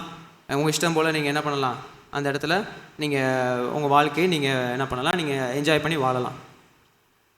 பக்கத்து வீட்டில் போய் அப்படி இருக்க முடியுமா? அவங்க என்னதான் இது உங்கள் வீடு மாதிரி நீங்கள் இருந்துக்கோங்க, உங்கள் சொந்தக்காரங்க வீட்டுக்கு போனாலே அப்படி சொன்னாலும் நம்ம எப்படி தான் இருப்போம் கொஞ்சம். அப்போ என்ன குறிக்குது? நம்ம வீட்டில் தான் நமக்கு எல்லா உரிமை, முழு சுதந்திரம் இருக்குது. அப்படிப்பட்ட ஒரு சுதந்திரத்தை தேவனுடைய வீட்டில் இந்த சபையில் இருக்கிற உங்களுக்கு எங்களுக்கும் கொடுத்துருக்கிறார். ஆமே. அந்த உறவை தான் ஆண்டவர் சொல்கிறார், நீ என்னை அறிந்து கொள்ளும் போது, நீ என்னை தேடும் பொழுது, நீ என்னை ஏற்றுக்கொள்ளும் போது இது எல்லாத்தையும் கொடுக்குறார். ஆனால் நம்ம இந்த உலகத்தார் மாதிரி ஒரு சில நேரம் அவரை அறிந்து கொள்ளாமல், ஏன்டவரே இப்படி செஞ்சிட்டீங்கன்னு கேட்குறோம். நம்ம அவரை ஏற்றுக்கொள்ளாமல் ஒரு சில நேரத்தில் ஆண்டவரே என்னை மறந்துட்டீங்களான்னு கேட்குறோம். அப்படி அல்ல தேவனுடைய ஜனமே, நான் முழுமையான ஒரு மனம் திரும்பும் பொழுது அவருடைய பிள்ளைகளாக மாறுகிறோம். எதுவானாலும் நன்மைக்கே. ஆமே. ஆண்டவர் எனக்கு எது கொடுத்தாலும் நன்மைக்கு தான் கொடுப்பார். ஆமே. அந்த சூழ்நிலைகள் தான் நாம் சொல்லணும், ஆண்டவரே நான் முழுமையாக மனம் திரும்பி உங்களோட பிள்ளையாக நான் வரேன், என்னை நீங்கள் ஏற்றுக்கொண்டு அந்த ஆசீர்வாதத்தை நான் சுதந்திரித்து கொள்ள முடியும். நம்ம முழுமையாக அவரை அறிந்து கொண்டு உரிமையாக அவரை ஏற்றுக்கொள்ளவில்லைன்னா அவருடைய ஆசீர்வாதத்தை நம்ம பங்கு கொள்ள முடியாது. வீட்டுக்குள்ளே இருந்தால் தான் என்னது ஆசீர்வாதம். வேண்டாம் நான் என் இஷ்டத்துக்கு நான் போகிறேன் அப்படின்னா எதுவுமே நம்ம சுதந்திரித்து கொள்ள முடியாது. பல நேரங்களில் சூழ்நிலைகள் வரலாம், நம்மளும் அப்படி முயற்சி எடுக்கலாம், ஆண்டவரே எனக்கு வேண்டாம் அப்படின்னு நம்ம போயிருக்கலாம். ஆனால் மறுபடியும் நம்மளை அணைத்துக் கொள்வதற்கு அவர் உண்மையுள்ளவராக இருக்கிறார். அவர் நம்மை அறிந்திருக்கிறார், அவர் நம்மை ஏற்றுக்கொள்வார். நாம் அவரை அறிந்து அவரை ஏற்றுக்கொள்ள அவர் ஆயத்தமாக நாம் இருக்கிறோமா அப்படிங்கிறத பார்க்கிறார். இன்னைக்கு நீங்கள் நானும் நம்மளுடைய நடத்தையில், நம்மளுடைய யோசனையில், நம்மளுடைய செயல்களில் எப்படி வாழணும் அப்படின்னா மனம் திரும்புதலுக்கு என்ற ஒரு இருதயத்தோடு வாழணும். நான் இயேசுவினுடைய பிள்ளை, அவருக்கு நான் பிள்ளையாக இருக்கிறேன்னா இந்த வசனம் சொல்கிறது, அவருடைய நாமத்தின் மேல் விசுவாசம் உள்ளவர்களாய், இயேசு கிறிஸ்துவின் நாமத்தின் மேல் விசுவாசம் உள்ளவர்களாக நீங்களும் நானும், அவருடைய வார்த்தை ஆகிய அந்த இயேசுவின் மேலே விசுவாசி உள்ளவர்களாக நீங்கள் நானும் அவரை ஏற்றுக்கொண்டோமானால் உங்களுக்கு தேவனுடைய பிள்ளைகளாகும்படி உங்களுக்கு அதிகாரத்தை கொடுத்துருக்கிறார். என்ன அதிகாரம்? எல்லா உரிமையும் இயேசு கிறிஸ்துவினால் உங்களுக்கு சகல உரிமைகளையும் கொடுத்துருக்கிறார். நீங்கள் செழிப்பாய் வாழ, நீங்கள் ஞானமாய் வாழ, நீங்கள் ஒவ்வொரு விஷயத்துலையும் நீங்கள் சரியாக முடிவெடுக்க, உங்கள் வாயின் வார்த்தைகள், உங்களுடைய யோசனைகள், உங்களுடைய செயல்களில் தேவனே செயல்படுவார். ஏன்னா நீங்கள் அவருடைய பிள்ளையாக மாறும் பொழுது அவருடைய ஜீன் உங்களுக்குள்ளே இருக்கும், அவருடைய டிஎன்ஏ உங்களுக்குள்ளே இருக்கும். அவர் எப்படி யோசிக்கிறாரோ அப்படின்னு யோசிப்பீங்க. அவருடைய குணாதிசயங்கள் உங்களுக்குள்ளே ஆட்டோமேட்டிக்காக வரும். ஏன்னா அவருடைய இரத்தத்தால் கழுவப்பட்ட தேவனுடைய ஜனங்களாக இருக்கிறோம். ஆமே. அவருக்கு இரத்த சம்பந்தமான உறவுகளை நீங்கள் நானுங்க எப்பேற்பட்ட ஒரு பாக்கியத்தை கொடுத்துருக்கிறார். வேறு எதை கடவுளாவது கொடுக்க முடியுமா? எல்லா கடவுளும் நம்ம தான், மற்ற இந்த உலகத்தில் இருக்கிறவங்களுக்கு நம்ம தான் என்ன பண்ணணும்? ரத்தத்தை கொடுக்கணும். ஆனால் இவர் அவருடைய ரத்தத்தை கொடுத்து உங்களை என்னையும் அவருடைய சொந்த பிள்ளைகளாய் மாற்றிருக்கிறார். அப்படின்னா அவருடைய குணாதிசயங்களை நாம் உடையவர்களாக வாழ வேண்டும். ஒரு சில பேர்த்துல சொல்லுவாங்கல்ல, பிள்ளைகளை பார்த்து சொல்லுவாங்கல்ல, நீ உங்கள் அப்பா மாதிரியேவும் பேசுகிற, அப்பா மாதிரியும் இருக்கிற, உங்கள் அம்மா மாதிரியே இருக்கிற, உங்கள் மாமா, உங்கள் தாத்தா. ஏன் சொல்கிறாங்க? இரத்த உறவு சம்பந்தங்கள். அப்போது நம்மளை பார்க்கும்போது முதல் பாயிண்ட் என்ன? சிறந்த சாட்சிகளாக இயேசு கிறிஸ்துவை பார்க்கும்படியான ஒரு விதத்தில் அவருடைய பிள்ளைகளாக நாம் வாழ வேண்டும். ரெண்டாவது காரியம் அதான் தியானித்துக் கொண்டு, தேவனுடைய பிள்ளையாய் வாழ ஆண்டவர் நம்மை அழைக்கிறார். பிள்ளைகளுக்கு என்ன அதிகாரம் இருக்கிறது? உரிமையாய் வாழ, தேவனிடத்தில் ஆசீர்வாதத்தை பெற்றுக்கொள்ள உங்களுக்கு உரிமை உண்டு. அதற்கு நம்ம செய்ய வேண்டியது என்ன? அவரை சரியாக புரிந்து கொள்ள வேண்டும், அறிந்து கொள்ள வேண்டும், அவரை ஏற்றுக்கொள்ள வேண்டும். அவரை ஏற்றுக்கொள்கிறவர்களுக்கு தான் தம்முடைய பிள்ளைகளாகும்படி அவர் அதிகாரம் கொடுக்கிறார். 13வது வசனத்தில் நம்ம வாசிக்கலாம். இந்த வசனத்தை வாசிப்போம். அவர்கள் இரத்தத்தினாலாவது மாம்ச சித்திரத்தினாலாவது புருஷனுடைய சித்தத்தினாலாவது பிறவாமல் தேவனாலே பிறந்தவர்கள். ஆண்டவரே நம்மளை பிறப்பிக்க செய்திருக்கிறார். தாயின் கருவில் உருவாகும் முன்னே உன்னை பெயர் சொல்லி அழைத்தேன், உன் கருவை என் கண்கள் கண்டது. அப்படின்னா என்ன அர்த்தம்? இன்னைக்கு இங்கே உட்கார்ந்துருக்கிற நீங்கள் நான் அவரால் தெரிந்து கொள்ளப்பட்ட க்ஷணம். நாம் வேண்டிக் கொள்வதற்கு நினைப்பதற்கு அதிகமாக அவர் கிரியை செய்ய வல்லவராக இருக்கிறார். நம்ம கேட்டு பெற்றுக்கொள்வது நம்முடைய உரிமை, நம்ம ஆண்டவர் கொடுத்த அதிகாரம். ஏன்னா நானும் நீங்களும் இயேசுவினால் பிறக்கப்பட்டவர்கள். ஆமே, மறு ஜென்ம மூழ்கினால், ஞானஸ்தானத்தினால் நீங்களும் நானும் புதிதாக ஒரு வாழ்க்கையை, புதிதான ஒரு வாழ்க்கையை நாம் பெற்றிருக்கிறோம். எத்தனை பேருக்கு அப்படிப்பட்ட ஒரு விசுவாசம் இருக்குது? ஆமே, நீங்கள் விசுவாசிச்சிங்கன்னா ஆண்டவர்கிட்ட நீங்கள் உரிமையாக அவரை அறிந்து அவரை ஏற்றுக்கொண்டு நீங்கள் கேட்கும் பொழுது நிச்சயமாக ஆண்டவர் உதவி செய்வார். இன்னிலிருந்து நீங்கள் கேளுங்க, ஆண்டவரே எனக்குள்ள ஒரு புதிய ஒரு துவக்கத்தை நீங்கள் கொண்டு வாங்க, ஒரு புதிய ஒரு வாழ்க்கையை வாழட்டும். நான் என்னுடைய மனைவிட்ட, என்னுடைய கணவன்கிட்ட, என்னுடைய அம்மா, என்னுடைய அப்பா, என்னுடைய பிள்ளைகள்கிட்ட நான் சரியான விதத்தில் நான் நடந்து கொள்ள என் வாழ்க்கையை மாற்றுங்க. எல்லாரும் உங்களை பார்த்துக்கிட்டே இருக்கிறாங்க, சபையும் உங்களை பார்த்து கொண்டே இருக்கிறது, மக்கள் உங்களை பார்த்து கொண்டே இருக்கிறாங்க. நம்ம எப்படி நம்ம நடக்க இருக்கிறது? முதல் விஷயம் நம்ம என்ன தியானித்தோம்? நம்ம சிறந்த சாட்சிகளாக வாழ வேண்டும். ரெண்டாவது, நம் தேவனுடைய பிள்ளைகளாக வாழ வேண்டும். அந்த வார்த்தை உங்களுக்குள்ள கிரியை செய்தால் நம்ம நிச்சயமாக அப்படி காணப்படுவோம். ஆண்டவர்கிட்ட இந்த ஜெபத்தை செய்வோம். ஆண்டவரே, என் கூட சேர்ந்து நீங்கள் ஜெபத்தை செய்யுங்க. ஆண்டவரே, உமக்காக நான் ஆண்டவரே உம்முடைய பிள்ளையாக உம்மை அறிந்து உம்மை ஏற்றுக்கொண்டு நான் உம்முடைய பிள்ளையாய் வாழ அர்ப்பணிக்கிறேன். எல்லா உரிமைகளோடும் உம்முடைய ஆசீர்வாதத்தை பெற்றுக்கொள்ள என்னை அர்ப்பணிக்கிறேன். ஆமென். இந்த ஜெபத்தை நீங்கள் செய்யுங்க. எப்பயுமே ஒவ்வொரு நாளும் நேரம் கிடைக்கும் போதெல்லாம், நீங்கள் தனிமையாக நேரத்தில், உங்களுக்கு கைவிடப்பட்ட நேரங்களில் ஆண்டவர்கிட்ட இந்த ஜெபத்தை செய்யுங்க. இது ரொம்ப வல்லமையான ஒரு ஜெபம். அடுத்த வசனங்களை வாசிப்போம். 14வது வசனத்திலிருந்து 18வது வசனம் வரை எப்படிப்பட்ட ஒரு அந்த வார்த்தை கிரியை செய்கிறது அப்படிங்கிறத பார்த்தோம். அந்த வார்த்தை மாம்சமாகி கிருபையினாலும் சத்தியத்தினாலும் நிறைந்தவராய் நமக்குள்ளே வாசம் பண்ணினார். அவருடைய மகிமையை கண்டோம். அது பிதாவுக்கு ஒரே பேரானவருடைய மகிமைக்கு ஏற்ற மகிமையாகவே இருந்தது. யோவான் அவரை குறித்து சாட்சி கொடுத்து, இந்த யோவான் யாருன்னா யோவான் ஸ்நானகனை குறித்து தான் சொல்கிறார்.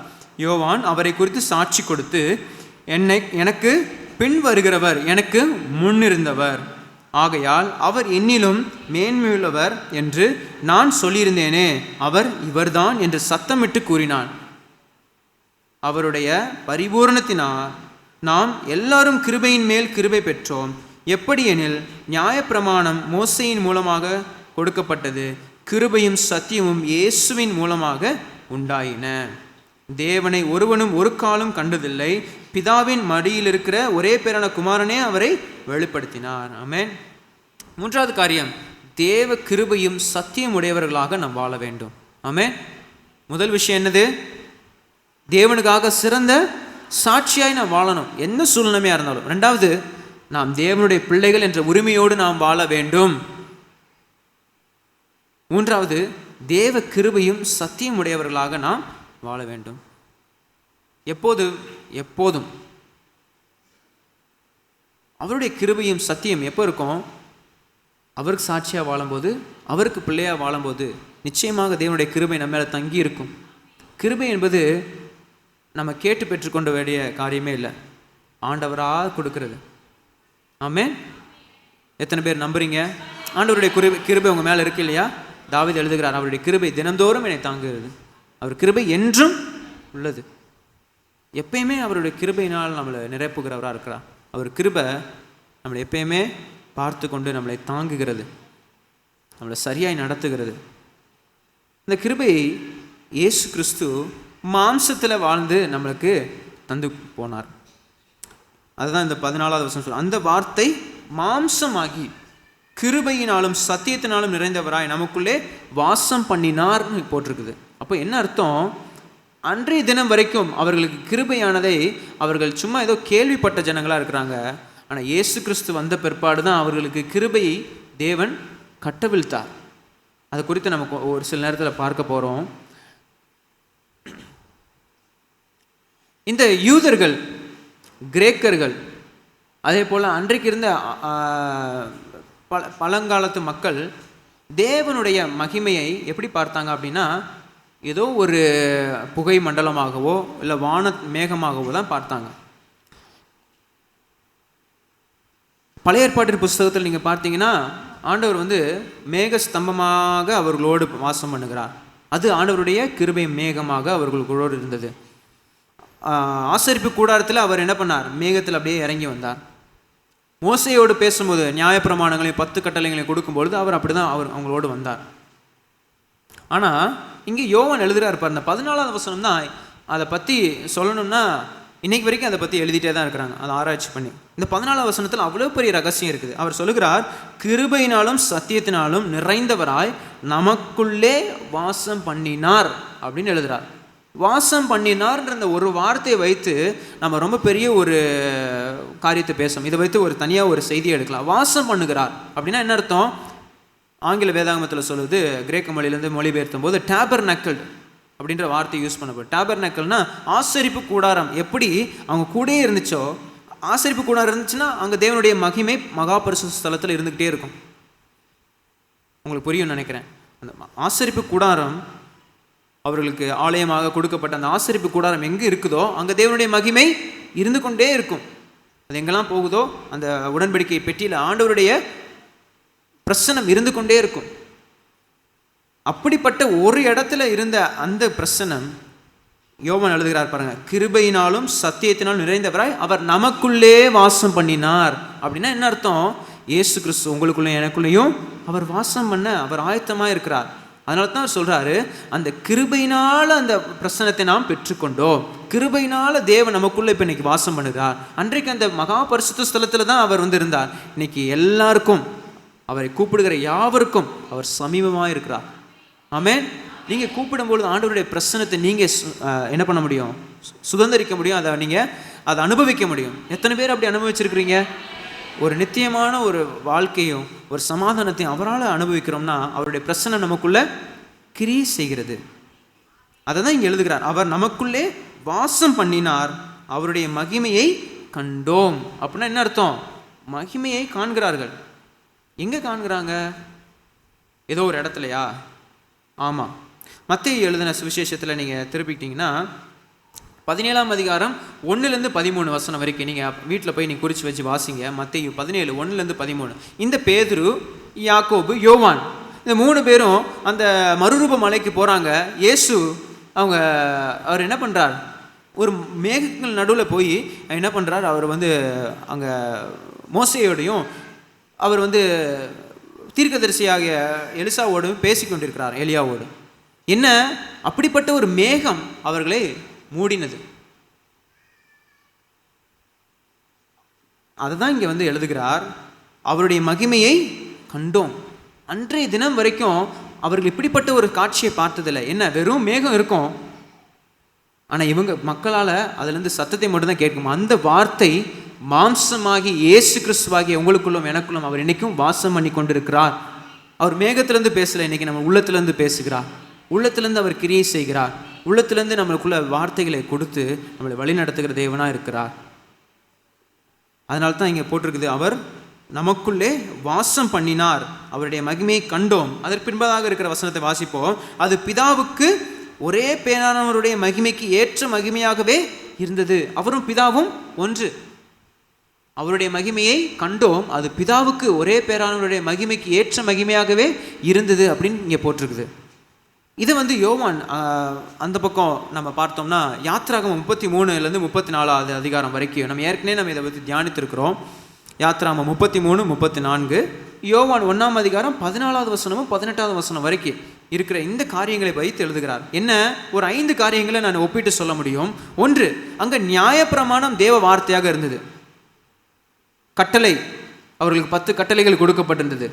அப்புறம் 613 நியாயப்பிரமாணங்கள், விதி, நியாய நெறிகள், நீதி நெறிகள் கொடுக்கப்பட்டிருக்கு. இன்றைக்கி எப்படி நம்ம இந்திய சட்டத்திட்டங்களுக்கு ஐபிசி இருக்கோ, அதே மாதிரி அவர்களுக்கு அன்னைக்கு இஸ்ரவேல் ஜனங்களுக்கு தேவனே கொடுத்தது.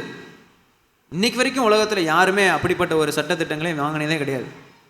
அதுலேருந்து தான் நிறைய பேர் வந்து என்ன பண்ணியிருக்கிறாங்க, எடுத்து எழுதியிருக்கிறாங்க. வேதத்தை மையமாக கொண்டு பல நாடுகளில் சட்டத்திட்டங்கள் எழுதப்பட்டிருது. இஸ்ரவேல் மக்களுக்கு மட்டும்தான் கடவுளே சட்டத்திட்டங்களை கொடுக்குறார். நீ இப்படி தான் வாழ வேண்டும், நீ என்னுடைய ஜனம், நீ இப்படி வாழணும், இப்படி வாழக்கூடாது அப்படின்னு அவர்களுக்கு சட்டத்திட்டங்கள், நியாயப்பிரமாணங்கள் கொடுக்கப்பட்டது. 10 கட்டளைகள் நம்மளுக்கு ரொம்ப நல்லா தெரியும். ஆனால் இன்றைக்கு இந்த புதிய ஏற்பாட்டில் அவர் நம்மோடு வாசம் பண்ணிருக்கிற அவர் தேவனாக இருக்கிறதுனால இயேசுவே அந்த வார்த்தையாக இருக்கிறார். ஆமே. இன்னைக்கு அந்த நியாயப்பிரமாணங்கள் நிறைவேறுதலாக இயேசுவே நமக்குள்ள வாசம் பண்ணுறதுனால அந்த நியாயப்பிரமாணத்தை நான் வாழ முடியும். எப்படி? அவர் நமக்குள்ள வாசம் பண்ணுகிறார் இல்லையா? அவரோடு இணைந்திருக்கிற செடிகளாக நாம் இருக்கிறோம், கொடிகளாக. அப்போ அவருக்காக மிகுந்த கனிகளை நாம் கொடுக்க முடியும். அந்த நம்பிக்கை வேண்டும். நல்லா சொல்கிறத நல்லா கவனிங்க, தெளிவாக புரிஞ்சால் தான் உங்களால் இந்த சத்தியத்தை விளங்கி கொள்ள முடியும். நியாயப்பிரமாணம் சட்ட புஸ்தகமாக இருந்தது. இன்னைக்கு இயேசு கிறிஸ்துவின் மூலமாக யோவான் 1ஆம் அதிகாரம் 14வது வசனத்துலேருந்து 18 வரைக்கும் நான் வாசித்தோம்னா, நியாயப்பிரமாணம் இன்னைக்கு ஒரு மாம்சமான இயேசு கிறிஸ்துவுக்குள்ளாக இருக்கிறது. அவர் வாழ்ந்து காட்டியிருக்கிறார், நான் இப்படி வாழ முடியும்.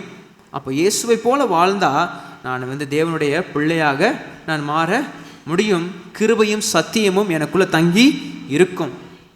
யாருக்கு இந்த உலகத்தில் வந்து எந்த விதமான பிரச்சனை வராது? சட்டத்திட்டங்களை சரியாக ஃபாலோ பண்ணி ரோட்டில் கரெக்டாக ரூல்ஸ் படி ஓட்டுறவங்க, எல்லாத்தையும் சரியாக கவர்மெண்ட் அரசாங்கத்தின் முறைமைப்படி சரியாக வாழ்கிறவங்களுக்கு எந்த பிரச்சனையும் வராது. அது பேங்க் ரூல்ஸாக இருக்கலாம், உங்கள் அலுவலக சட்டத்திட்டங்களாக இருக்கலாம், இல்லை நீங்கள் வேலை ஸ்தலத்தில் இருக்கிற சட்டத்திட்டங்களாக இருக்கலாம், எதுவானாலும் இருக்கலாம். அதை பின்பற்றும் பொழுது எந்த பிரச்சனையுமே கிடையாது. அதை யார் பார்க்க போகிறா? நம்ம ஹெல்மெட் போடாமல் போவோம், இல்லை நம்ம இப்படி போவோம் அப்படி போவோம்னா அதுக்குண்டான விளைவுகளை நாம் சந்திக்க நேரிடும். அதே தான் இங்கேயும். நியாயப்பிரமாணம் சட்ட புஸ்தகமாக இருந்தது. இன்னைக்கு இயேசு கிறிஸ்து புதிய ஏற்பாட்டின் ஒரு நிஜமாக அந்த நியாயப்பிரமாணத்தை நிறைவேற்றினவராக நம்ம கூட வாழ்கிறார். என்ன? 2 கட்டளை கொடுத்தார். தேவனை நேசி, உன்னை போல மற்றவர்களை நேசி. இதிலே எல்லா நியாயப்பிரமாணம் நிறைவேறுதலாக இருக்கிறதுன்னு சொன்னார். அன்பின் காரணம். அதே போல் 2வது காரியம் 33:10 நீங்கள் பார்த்தீங்கன்னா, யாத்திராகமம் 33:10 நீங்கள் பார்த்தீங்கன்னா, அன்றைக்கி அவங்களுக்கு ஆசரிப்பு கூடாரத்தில் தான் இந்த மகிமையை அவர்கள் பார்த்தாங்க. ஒரு இடத்துல தான் பார்த்தாங்க, அங்கே தான் போவாங்க. அண்ணாலும் எல்கானாவும் போனாங்க இல்லையா? அவங்க வருஷத்துக்கு ஒரு முறை அந்த ஆசரிப்பு கூடாரத்துக்கு போய் பலி செலுத்திட்டு வந்தாங்க. அவங்க இடத்துலேருந்து அங்கே போனாங்க. அந்த இடத்துக்கு தான் போகும்போது தான் அவங்க வந்து என்ன பண்ண முடியும்? தேவனுடைய மகிமையை காண முடியும். ஆனால் இங்கே இயேசு எங்கே இருக்கிறாரோ அங்கே தேவனுடைய மகிமையை நாம் காண முடியும். இயேசு உங்கள் வாழ்க்கையில் இருந்தாங்கன்னா ஆண்டவருடைய மகிமையை நீங்களும் பார்க்க முடியும். அந்த மகிமையின் வெளிப்பாடு தான் கிருபையும் சத்தியம் உள்ளவர்களாக நாம் வாழ முடியும். மக்களுக்குள்ளே அவர் வாசமாக இருக்கிறார், நமக்குள்ளே அவர் வாசமாக இருக்கிறார். அவர் வெறும் ஆசரிப்பு கூடாரத்தில் மட்டும் இல்லை, ஒரு சில மனிதர்களுக்கு, மோசேவோடு மட்டும், ஆபிரகாமோடு மட்டும், ஆசாரியர்களோடு மட்டும், லேவியர்களோடு மட்டும் இல்லை, இன்னைக்கு யார் கூப்பிட்டாலும் மாம்சமான யாவர் மேலும் அவருடைய ஆவியை அவர் ஊற்றுகிறவராக இருக்கிறார். இந்த காலவேளையில் நீங்களும் நானும் கேட்கும் பொழுது அந்த கிருபையும் சத்தியம் உடையவர்களாக தேவன் நமக்குள்ள அவர் வாசம் பண்ணுவார். 3வது காரியம், அன்னைக்கு மோசே மட்டும்தான் சீனாய் மலையில் தேவனுடைய மகிமையை ஒரு அளவுக்கு பார்த்தார். முழுமையாக அவருடைய முகத்தையோ எதையுமே அவர் பார்க்க முடியல. என்னை பார்த்தன் ஒரு நாளும் உயிரோடு இருக்க முடியாது மோசே, அதனால் நான் போகிறேன், உன்னை கண்மணி வெடிப்பில் வைத்து நான் வைத்துக்கிறேன், நீ என்னோட நான் போனதுக்கப்புறம் என்னுடைய பின்னால் இருக்கிற மகிமையை நீ பாரு. மோசே மட்டும்தான் பார்த்தார்.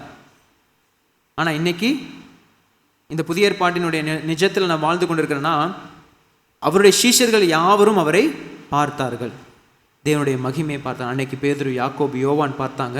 இன்னைக்கு நாமளும் ஒவ்வொரு காரியத்திலும் தேவன் எனக்காக வழக்காடுகிறார், நம்ம ஜெபத்தை கேட்கிறார், எனக்கு பதில் தருகிறார், அவருடைய மகிமையின் மேகத்தை ஒவ்வொரு நாளும் பார்த்து கொண்டே இருக்கிறோம். 4வது விஷயம் பார்த்தீங்கன்னா, அங்கே யாத்திராகமம் 34:6 நீங்கள் படிச்சீங்கன்னா, அங்கே மகிமை முழுமையான கிருபையும் சத்தியம் உடையவராக அங்கே காணப்பட்டது. அதை மட்டும் நான் வாசிப்போம். யாத்திராகம புஸ்தகத்தை 34வது அதிகாரம் 6வது வசனம். யாத்திராகமம் 34:6 சொல்லுது பாருங்க. கர்த்தர் அவனுக்கு முன்பாக கடந்து போகிற போது அவர், கர்த்தர் கர்த்தர் இரக்கமும் கிருபையும் நீடிய சாந்தமும் மகா தயவையும் சத்தியம் உள்ளவரும் உள்ள தேவன் அப்படின்றது அவர்களுக்கு அந்த மகிமை ஆக அவங்க பார்த்தாங்க. ஆனால் அப்படிப்பட்ட தேவன் மாம்சமானதுனால இது அனைத்தையும் உடையவராக, இரக்கம் உள்ளவராக, கிருபை உள்ளவராக, நீடிய சாந்தம் உள்ளவராக, மகா தயவு உள்ளவராக, சத்தியம் உள்ளவராக இருந்தார். யாரு? இயேசு கிறிஸ்து. இந்த புதிய ஏற்பாட்டு நிஜமாகி அவர் வரும்போது அதே மகிமை கிருபையும் சத்தியமாக இன்னைக்கு நமக்குள்ள வாசமாக இருக்கிறது. ஆமென். எத்தனை பேர் விசுவாசிக்கிறீங்க? அவர் என் மேலே இரக்கமாக இருந்தார், அவர் என் மேலே கிருபையாக இருக்கிறார், அவர் என் மேலே ரொம்ப நீடிய சாந்தம் உள்ளவராக, மகா தயவு உள்ளவராக, பொறுமை உள்ளவராக, அவர் சத்தியம் உள்ள தேவனாக நமக்கு இருக்கிறார். அவர் சொன்ன வாக்குத்தத்தங்கள் இயேசு கிறிஸ்துவுக்குள் ஆம் என்றும் ஆமேன் என்றும் இருக்கிறதுனா அவருக்குள்ள தான் சத்தியம். கிருபை மட்டும் இல்லை. இன்றைக்கி நிறைய கிருபையின் போதனைகள் நம்ம கேட்டுக்கணும். நீங்கள் எப்படி வேணால் வாழலாம். ஆண்டவர்கிட்ட நீங்கள் என்ன பண்ணிக்கலாம்? மன்னிப்பு கேட்டால் ஆண்டவர் மன்னிப்பு கொடுத்துருவார். கிருபை இருக்குல்ல.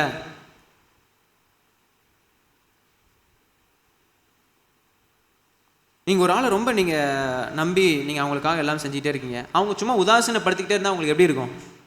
நீங்கள் செய்கிற உதவி, அவங்களுக்காக நீங்கள் பாராட்டுகிற ஒரு அன்பு இரக்கத்தினால நீங்கள் செஞ்சுக்கிட்டே இருக்கிறீங்க. அவங்க சும்மா உங்களை உதாசீனப்படுத்தினா உங்களுக்கு எப்படி இருக்கும்? உங்கள் இஷ்டத்துக்கு நீங்கள் செய்யுங்க, என் இஷ்டத்துக்கு நான் வாழுவேன் அப்படின்னு உங்களுக்கு சொல்லிட்டா எப்படி இருக்கும்? ரொம்ப சூப்பராக இருக்குமா? இன்னும் கொஞ்சம் இரக்கம் பாராட்டு இருப்பீங்களா? இல்லை இன்னும் அவங்களுக்கு உதவி செய்வதற்கு நம்ம மனசு தான் தோணுமா? என்னடா நம்ம இவ்வளோ உதவி செய்கிறோம், கொஞ்சம் கூட அதை அதற்கு ஒரு நன்றி உள்ள இருதயத்தோடு வாழ மாட்டேங்கிறாங்களே, இல்லைனா அதை கொஞ்சம் கூட அங்கீகரிக்க மாட்டேங்கிறாங்களே நம்மளுக்கு தோணுமோ? அதுதான் ஆண்டவருக்கு தோணும். எவ்வளோ வாட்டி மன்னிக்கிறேன், எவ்வளோ வாட்டி அவருக்கு மேலே இரக்கமாக இருக்கிறேன், சத்தியம் உள்ளவராக இருக்கிறேன், இரக்கமுள்ள கிருபையும் தருகிறேனே. அப்போது கிருபை இருக்குமானால் அங்கே சத்தியமும் இருக்க வேண்டும். ரெண்டுமே சேர்ந்து தான் போகும். அவர் அன்பும் நீதி உள்ள தேவனாக இருக்கிறார். வெறும் அன்பு மட்டும் காட்டுறவர் அல்ல. அன்பை வாங்கிட்டு நம்ம தப்பு பண்ணால் ஆண்டவர் நீதியுள்ள தேவனாகவும் இருக்கிறார். கிருபையை வாங்கிட்டு அதை போக்கடித்தோமானால் அவர் சத்தியமுள்ள தேவனாக இருக்கிறார். அப்போ ரொம்ப ஜாக்கிரதையாக இருக்கணும். தேவனுடைய பிள்ளைகளாக நீங்கள் நானும் அவருடைய வார்த்தையை பெற்ற நாம் கிருபையோடும் தேவனுடைய சத்தியத்தோடும் நாம் வாழ வேண்டும். அவர் என்னை பார்த்து கொண்டிருக்கிறார், நான் உண்மையாய் வாழணும். 5வது காரியம், ஒருவராலும் அந்த மகிமையை பார்க்க கூடாது இருந்தது. நீங்கள் 33:20 வாசிச்சிங்கன்னா, யாத்திராகமம் 33:20 பார்த்தீங்கன்னா, இது ஏற்கனவே நம்ம தியானிச்சிருக்கிறோம் ஒரு ஞாயிற்றுக்கிழமை ஆராதனையில். மோசே தான் போக முடியும், ஆனால் மக்கள் எல்லாரும் அவங்கவுங்க கூடாரத்துக்கு போயிடுவாங்க. ஏன்னா பயம். ஏன்னா அப்போ தான் அவங்க விக்கிரகமாகி அந்த கன்றுக்குட்டியை செய்து என்ன பண்ணிட்டாங்க, ஒரு பெரிய ஒரு பாவத்தை பண்ணதுனால மோசே மலையிலேருந்து இறங்கி வரும்போது அந்த 10 கட்டளையுடைய அந்த கற்பலையை என்ன பண்ணிடுவார், நியாயப்பிரமாணத்தை எல்லாத்தையும் என்ன பண்ணிடுவார், உடைச்சிருவார். அவ்வளோ கோபம், அவ்வளவு ஆண்டவருக்கு விரோதமான செய்த செயல்கள் அந்த மக்கள். ஆனால் மறுபடியும் தேவன் கிருபை உள்ளவராக சத்தியம் உள்ளவர்களாக உங்களுக்கு இறங்கினார். ஒருவராலும் அன்றைக்கி இயேசு அந்த தேவனுடைய மகிமை நெருங்க முடியலை. இன்னைக்கு நீங்கள் நானும் அவ்வளோ தைரியமாக ஆண்டவர்கிட்ட வரோம், ஜெபிக்கிறோம், நம்மளுடைய பாவங்கள்லாம் மன்னிக்கிறார். ஒவ்வொரு வாட்டி மன்னித்ததுனால தான் நம்மளுக்கு கிருபை கொடுத்து நம்மளை ஜெபங்களை கேட்கிறார். உங்கள் ஜெபம் கேட்கப்பட்டதுன்னா என்ன அர்த்தம் தெரியுமா? நீங்கள் மனம் திரும்பி கேட்கிற ஒவ்வொரு காரியங்களும் அவர் கிருபையாக மன்னிக்கிறார். ஒவ்வொரு வாட்டி சமாதானத்தை கொடுக்குறாருன்னா என்ன அர்த்தம்? ஆண்டவர் நம்ம செய்த அக்கிரமத்தையும் அவர் விட்டு போன காரியங்கள்லாம் அவர் பெருசாக அதை எடுத்துக்காமல் அதை மறந்து மன்னித்து அதை உங்களுக்கு பரிசுத்தப்படுத்துகிறாருன்னு அர்த்தம். அதை நம்ம உதாசீனப்படுத்துகிறோமா? அதை நம்ம ரொம்ப ஏளனமாக ரொம்ப எளிமையாக நம்ம பார்க்குறோமா? மனம் திரும்புவோம். பட் இங்கே 18வது வசனத்தில் பின்வாட போட்டு பாருங்க, பிதாவின் மடியில் இருக்கிற ஒரே பேரான குமாரனே அவரை வெளிப்படுத்தினார். அப்படிப்பட்ட பயங்கரமுள்ள தேவன் இயேசு கிறிஸ்துவின் மூலமாக தன்னுடைய அன்பை வெளிப்படுத்தினார். என்ன? அவர் பிதாவின் வலது பார்சத்தில் இங்கே போட்டிருக்க அவருடைய மடியில் அவர் இருக்கிறார். ஒவ்வொரு நாள் நமக்காக பரிந்து பேசுகிறார். அவருக்காக என்னுடைய ரத்தத்தை சிந்திருக்கிறேன், ஒரு விஷயம் அவனுக்கு மன்னிங்க, அவன் ஜெபத்தை கேளுங்க பிதாவே. ஒவ்வொரு நாள் நமக்காக பரிந்து பேசி கொண்டிருக்கிற இயேசு கிறிஸ்துவை நாம் மகிழ்விக்கிறோமா, நாம் துக்கப்படுத்துகிறோமா? அது இயேசுவின் மூலமாக வெளிப்பட்டிருக்கிறது கிருபையும் சத்தியமும். நம்ம எவ்வளவு தூரம் தேவனுக்கு கனம் செலுத்துகிறோம். 14வது வசனத்தை வாசித்து முடிப்போம். அவர் மகிமையை கண்டோம், அது பிதாவுக்கு ஒரே பேரானுடைய மகிமைக்கு ஏற்ற மகிமையாகவே இருந்தது. அவர் தான் இயேசு கிறிஸ்து. நாங்கள் பார்த்தோம், அவர் தான் மெய்யான தேவன், அவர் என்று சத்தியமும் கிருபையும் ஒருவருக்கும் கிடையாது அப்படின்னு இந்த யோவான் அங்கே எழுதுகிறார் மிக தெளிவாக. 15வது வசனம், யோவான் அவரை குறித்து சாட்சி கொடுத்து, எனக்கு பின் வருகிறவர், அதாவது இயேசு கிறிஸ்துவை பார்த்து அவர் சொல்லுகிறார் இந்த காரியங்கள் எல்லாம். என்ன சொல்லுகிறார்? அவர்தான் எனக்கு முன்னிருந்தவர். பழைய ஏற்பாட்டின் தீர்க்க தரிசனத்தின் நிறைவேறுதல் இயேசு கிறிஸ்துவாக இருக்கிறார். மோசே அன்னைக்கு மக்களிடத்தில் கொண்டு வந்தது கற்பலைகளை எழுதப்பட்ட கட்டளைகள். இன்னைக்கு இயேசு உங்களுக்குள்ள இருதயமாக கற்பலைகளை எழுதுகிறார். நீ இப்படி தான் வாழணும். உங்கள் இருதயத்தில் ஆண்டவர் எழுதியிருக்கிறாரா?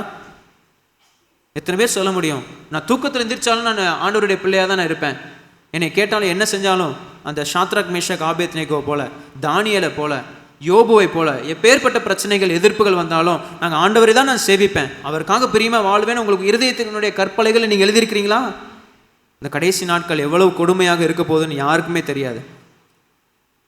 இன்னைக்கு இருக்கிற ஒரு நிலைமை நாளைக்கு இருக்குமா? இந்த சத்தியத்தை கேட்பதற்குண்டான சூழ்நிலைகள் இருக்குமா? தெரியாது. ஆனால் எப்பயுமே நம்ம இருதய கற்பலைகளை இயேசு கிறிஸ்துவை போல நம்ம எழுதி கொள்ள வேண்டும். மோசேக்கு அன்னைக்கு கடவுள் கொடுத்தது கற்பலைகள், ஆனால் இன்னைக்கு நம்ம இருதயமாகிய பலகையில் ஆண்டவர் நம்ம எழுத விரும்புகிறார். என்ன? நீங்கள் நானும் அவருடைய பிள்ளைகள், அவருடைய கிருபையும் அவருடைய சத்தியத்தையும் நம்ம உடையவர்களாக இருக்க வேண்டும் நம்ம இருதயத்தில். அப்போதான் நம்ம இந்த நீதியை, நியாயத்தை, தேவன் மேலே இருக்கிற அன்பின் நிமித்தம் நம்ம செய்ய முடியும். ஆண்டவர் இதை எதுக்கு சொல்லியிருக்கிறார்? நான் அவருடைய பிள்ளையாக வாழணுங்கிறக்காக இந்த சட்டத்திட்டங்களை கொடுத்துருக்கிறார். நான் இப்படி வாழணும் அப்படின்னு எனக்கு எதிர்பார்க்கிறார். அதை நான் நிறைவேற்ற எப்படி நான் ஆர்வப்படுவேன்? அன்பின் நிமித்தமாக என்னை நான் அர்ப்பணிப்பேன். எது கட்டாயத்தின் பேரில் அல்ல, விசனமாய் அல்ல, அன்பின் நிமித்தமாக நாம் அதை செய்ய வேண்டும். யாரும் வற்புறுத்துறாங்க, என்னை யாரும் கட்டாயப்படுத்துகிறாங்க நீங்கள் யாருமே சொல்ல முடியாது. ஆண்டவர் என்னை நேசிக்கிறார், நான் அது உணர்ந்திருக்கிறேன், அவருடைய அன்பிற்கு நான் கடனாளியாக இருக்கிறேன், நான் அவருக்காக வாழுவேன் அப்படின்னு நம்ம இருதயத்தில் நாம் சொல்லிக்கொள்ள வேண்டும். ஆண்டவர் ஒவ்வொரு உள்ளத்திலையும் அந்த அன்பை விதைத்திருக்கிறார். ஒரு சின்ன ஒரு சம்பவத்தை நான் சொல்லி முடிக்கிறேன். இந்த வசனத்தை வாசித்து முடிச்சிடலாம். 16வது வசனத்தை வாசிப்போம். அவருடைய பரிபூரணத்தினாலே நாம் எல்லாரும் கிருபையின் மேல் கிருபை பெற்றோம். அவர் பரிபூரணம் உள்ள தேவனாக இருக்கிறார், அவர்கிட்ட குறைவாக இல்லை. நான் போகிறப்பெல்லாம் நம்ம அவர் அண்டிக் கொள்கிறதெல்லாம் அவர் கிருபையின் மேல் கிருபையை தருகிறவராக இருக்கிறார். 17வது வசனம், எப்படி எனில் நியாயப்பிரமாணம் மோசையின் மூலமாக கொடுக்கப்பட்டது, கிருபையும் சத்தியமும் இயேசு கிறிஸ்துவின் மூலமாக உண்டாயின. அப்போது நியாயப்பிரமாணத்தை கிருபையின் சத்தியத்தின் மூலமாக அவர் நிறைவேற்றி இன்னைக்கு நம்ம மேலே கிருபையாக இருக்கிறார். அவர் சத்தியமுள்ள தேவனாக இருக்கிறார். அதே போல் நம்மைக்கும் அவர் வாழ நம்மளை அழைக்கிறார். தேவனை ஒருவரும் ஒரு காலம் கண்டதில்லை. இயேசு கிறிஸ்துவின் மூலமாக நாம் அந்த ஸ்லாக்கியத்தை பெற்றிருக்கிறோம். ஒவ்வொருவருடைய வாழ்க்கையில் தேவன் இடைபடுகிறவராக இருக்கிறார். ஒரு முதலாளி, ஒரு நேர்மையான ஒரு முதலாளி தன்னுடைய தொழிலாளிகளுக்காக ரொம்ப அன்பு செலுத்துகிறவர், ரொம்ப அரவணைப்பாக எல்லாரையும் பார்த்துக்குவார்.